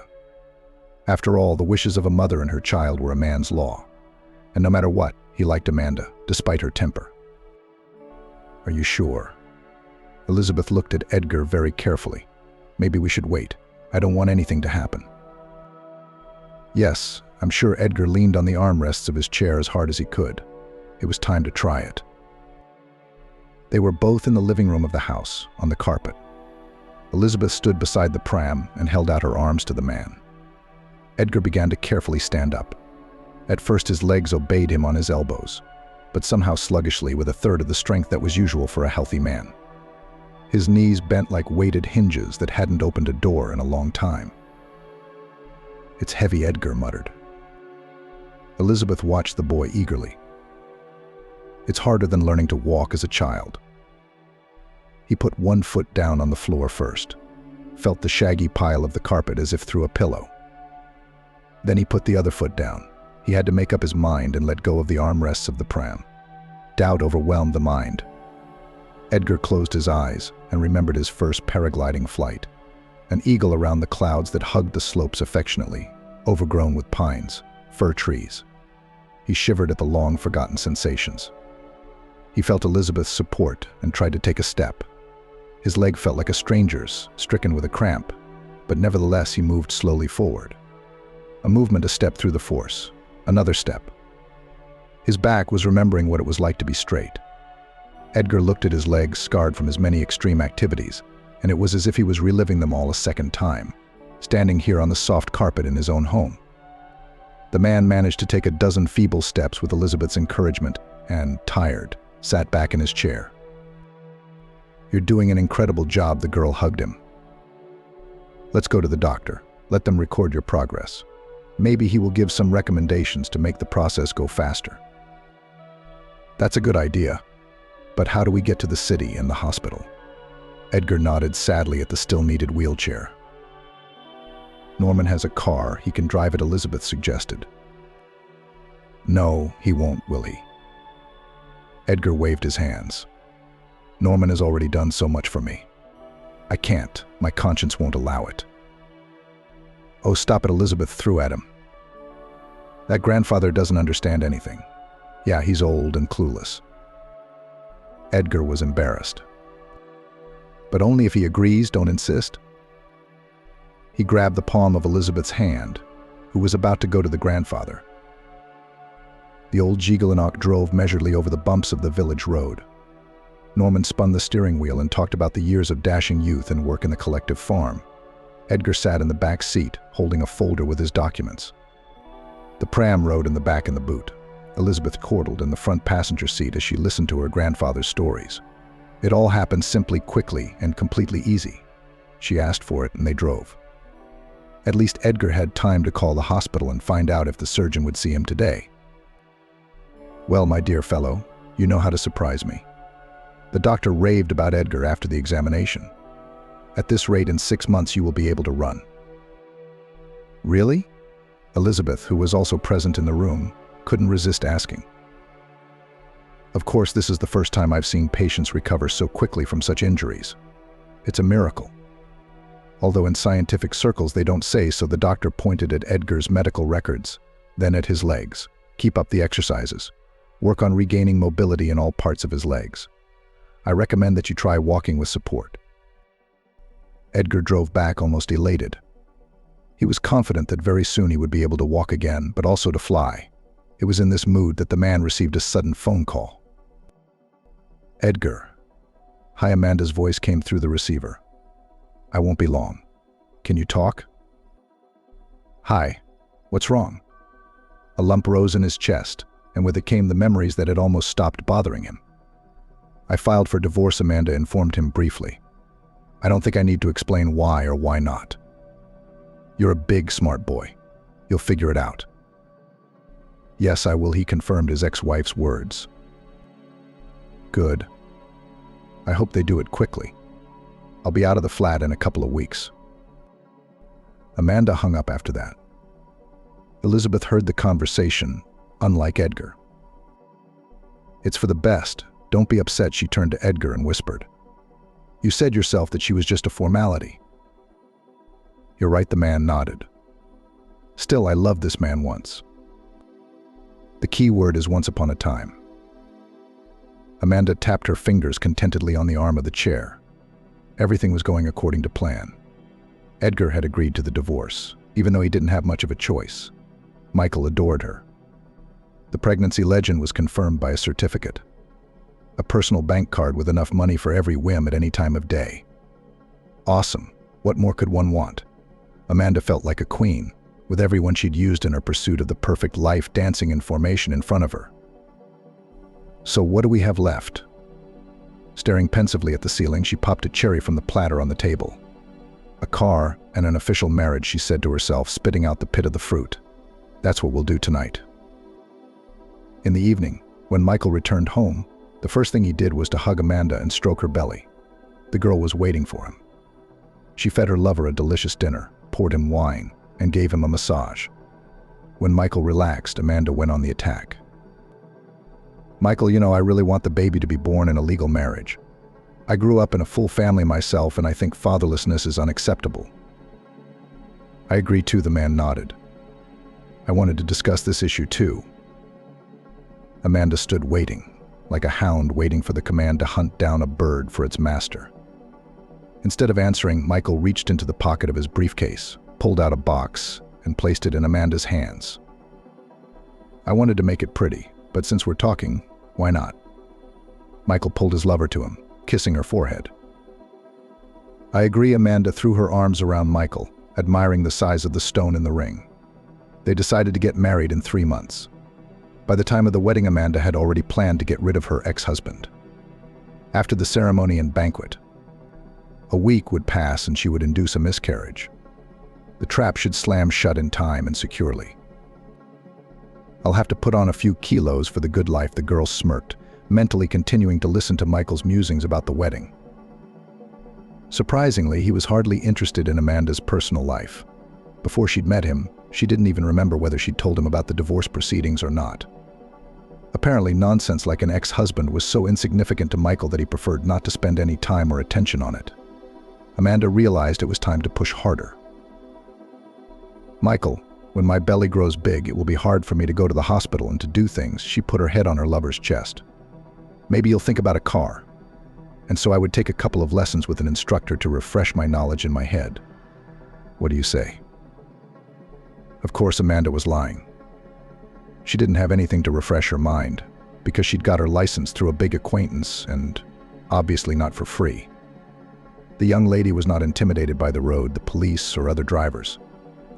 The prestige of owning her own foreign car blinded her eyes. "Maybe your words make sense?" Michael wondered. He put his hands behind his head and wrinkled his forehead. Amanda held her breath and looked up from under her lashes. "All right," he finally announced his decision. "Only we're going to do things differently. I'll sell this car and buy you something more feminine, okay?" "Sure, thanks, honey," Amanda squealed in pleasure and started hugging Michael again, wondering if she should buy a new watch or bracelet in honor of such important events as marriage and the car. "You should go into town and get that tramp stuff out of the flat." Cassandra put a plate of hot soup in front of her son. "You've been divorced for a fortnight and you still haven't." Outside, the window smelled of lilacs. June was buzzing with young grass and summer rains. The sun was lavishing light on the land. "Mum, I'm not quite confident enough to drive myself yet," Edgar replied, opening a jar of sour cream. Over the past month, the man had made noticeable progress in regaining his legs. He could get up and sit down with support, could walk slowly around the house with crutches, walked along the wall without support, and tried to keep his back straight. Could you ask Elizabeth? She goes into town every Monday anyway if she could help you," the woman advised, sitting down across from him at the table. "I don't feel comfortable. She's already here with me all the time," like a carer, Edgar mumbled. Cassandra put her hand on his palm. "Son, this girl loves you. Unlike the city girls, you don't blow it. Such girls are worth their weight in gold." The boy looked at his mother in agreement. Edgar realized that everything had been clear between him and Elizabeth for a long time. So why did he hesitate and wait for something? Maybe the proverbial pram was still preventing him from stepping forward, even mentally. Many people have a bad first pancake, but that doesn't mean you can't try again. His mother walked round the table, stroked the back of his head, and went out into the room. Edgar ate his soup, then pulled out his phone and dialed Elizabeth's number. "Hi, I was wondering if you'd go into town with me any day soon and check out the flat." The guy spoke, nervously twirling his spoon. For some reason, every interaction with Elizabeth gave him a pleasant shiver. Edgar was shy, lost, everything fell out of his hands, words were confused. He couldn't remember anything like this with any of his girlfriends. Did it mean what his mother was implying? Edgar didn't know. But each time Edgar waited for Elizabeth to come home from school more and more, and the joy of seeing her was brighter and brighter. "Sure, let's go," the girl agreed. "Are you sure you can manage without the pram?" "I have to," Edgar assured her. "Good," Elizabeth's voice warmed. "Then be ready on Saturday." "I'm looking forward to it." Edgar pressed the button too soon, and he wanted to add kisses. But again, that childish embarrassment ruined it. How surprised he'd be to find Elizabeth feeling the same way, standing in the middle of the institute with a phone in her hand.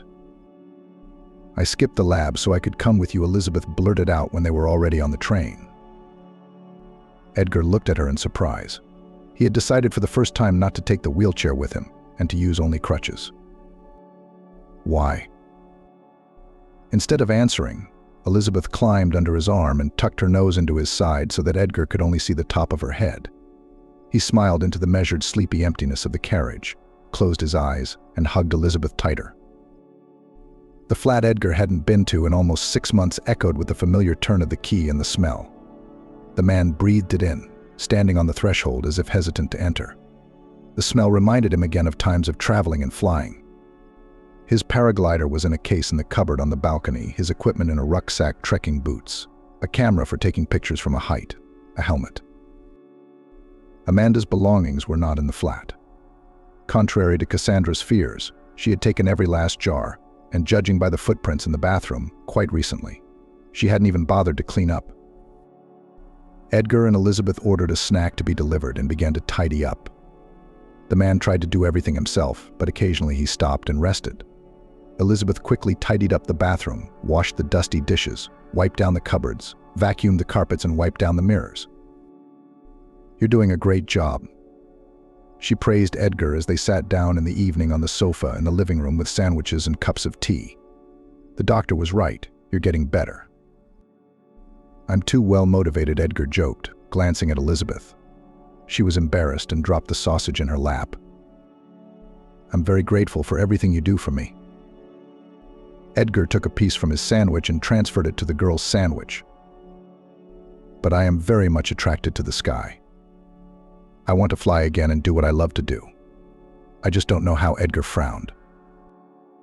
"Aren't you afraid of hurting your back again?" Elizabeth wrinkled her forehead too. She knew what had happened to Edgar's partner and their plane. "Honestly, I'd go through it all again." Edgar looked at her defiantly. "Why?" Elizabeth bowed her head, perplexed.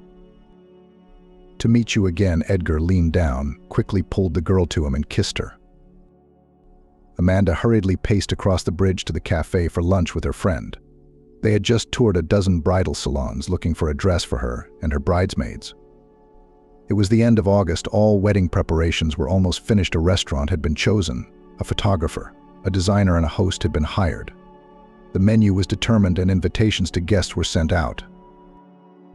"Aren't you tired of pretending to be pregnant while sipping cold juice from a tube?" Judy asked. "I am. But what can you do?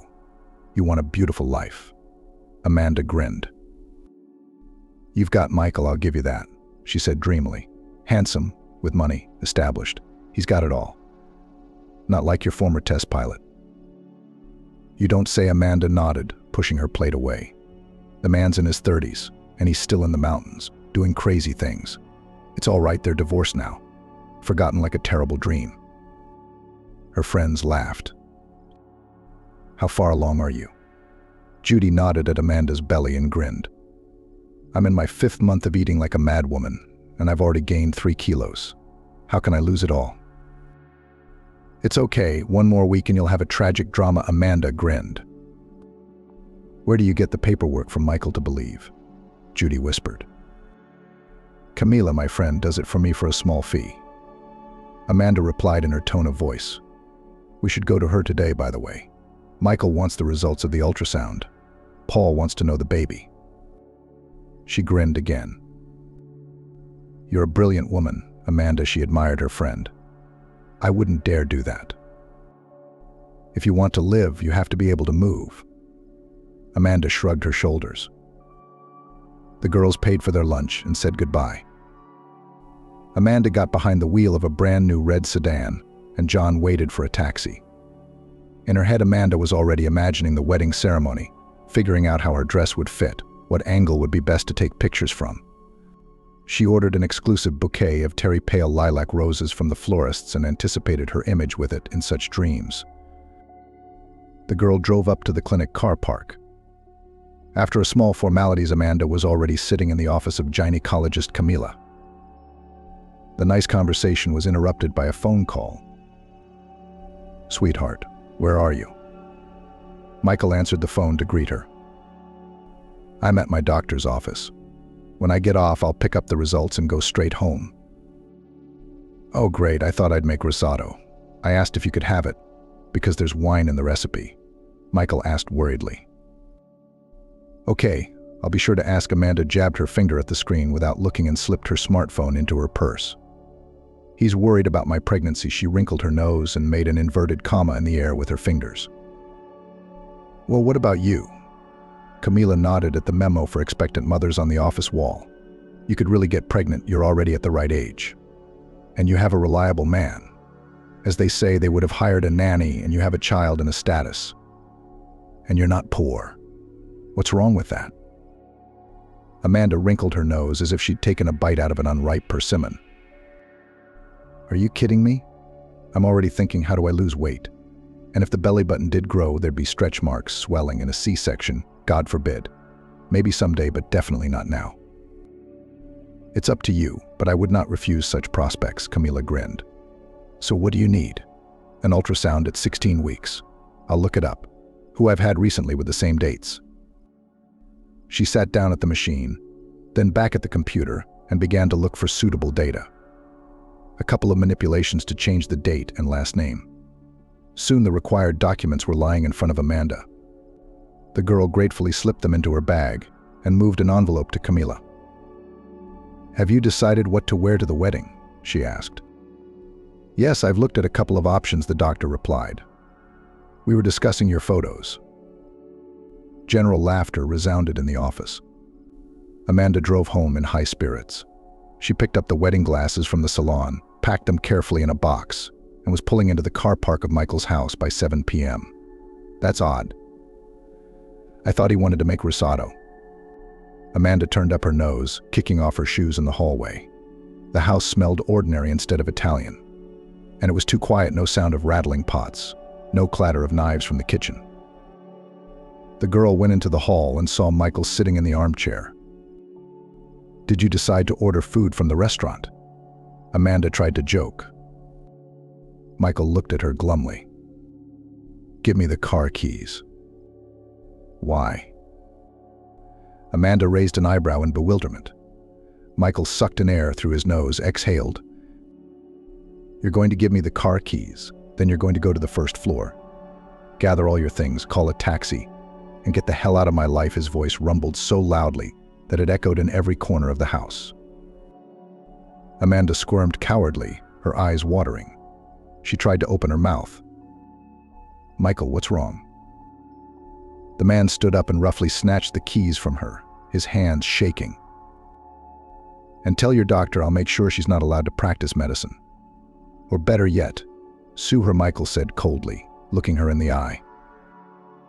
Amanda collapsed onto the carpet between the chairs. Her ears rang in her ears as reality rained down on her unprotected skin, burning her with the pain of hot needles. Michael squatted down beside her, took her chin, and turned her to face him. Were you trying to get a warm place for yourself at my expense? I had the wrong time and made the wrong call. Yay. How embarrassing. It was so stupid to think of it, he said with a sneer. Amanda burst into tears of shame. But Michael didn't care anymore. She remembered that night like a blur. She stuffed her things into suitcases and bags in 15 minutes, not even trying to apologize, even though it was pointless. Offended Michael, the director of the real estate agency, made caustic jokes about her, and then he poured himself a glass of wine and drank in silence, watching her ex-lover Amanda frantically packing her belongings. Before he left, he took away all her expensive gifts, watches, jewelry, branded items. Amanda walked out of the gate with exactly the same set of things she'd come here with a few months ago. So are you ready? Elizabeth stood in front of Edgar and held his hands tightly. Ready, my captain, the man mockingly put a hand to his helmeted head. The paraglider takeoff pad spread out before them, and beyond it thundered mountains of unbelievable beauty in the autumn landscape. The slopes were drenched in all the colors of the sun's palette, from ochre to purple. The bushes of wild buckthorn shone with beads of miniature berries. Black thorns did not argue with them with their purple cherry leaves. Gray-brown stones, as if old wise men, soothed the riot of autumn colors. It was the end of September. On the bald slope away from the site, the last emerald lizards basked and rare butterflies fluttered. When you go to land, don't spread your legs too far apart. We'll know when it's time, said Terence, adjusting his harness. Oh, come on. What's the holdup? Thomas, the instructor who had once trained John, peered out from behind the passenger cradle. He won't be flying himself until next season at the earliest. I'm in charge for now. All right, stay out of this. Terence held his palms up and moved away from the runway with Elizabeth. Let's go down the incline and I'll pick you up, Thomas commanded John. Let's go. John gripped the safety harness tighter and sped forward. Elizabeth gasped when the wind caught the glider and it began to rise upwards, swaying weakly. Terence put his palm to his forehead, shielding his eyes from the sun, and shouted approval. All right, let's go, Elizabeth agreed. Good. I'm worried about him anyway, she rubbed her fingers together nervously. Come on, Terence patted her on the shoulder. Thomas is the best of the best. He'll bring your husband back to Earth safe and sound. Elizabeth just looked up at the bright dome of the paraglider, which had already risen even higher. Let's go to the lower ground. They'll land there, Terence nodded to the gangway. When will you fly? She asked. I'll wait until Edgar is fully recovered, Elizabeth replied. He's the only one I trust. And it's so nice and amazing and beautiful here. She spread her arms and breathed in the still warm, clean air, but with a hint of autumn chill. Terence laughed. You haven't been rafting with us or riding quad bikes in the mud. There you can feel all the charms of wild tourism. I think that everything is still ahead of us, Elizabeth smiled back. Of course, we will definitely take you with us if you want. First we'll get to work, and then we'll send one on tour with people, laughed the cheerful Terence again. No. I'm only going with my husband, Elizabeth shook her head. They walked to the lower ground, where they found a thermos of herbal tea and sandwiches in the tents. A lot had changed in Edgar and Elizabeth's lives over the past summer. They sold their flat in the city and bought a smaller place away from the center. And the remaining money was spent on a second-hand minibus in good condition.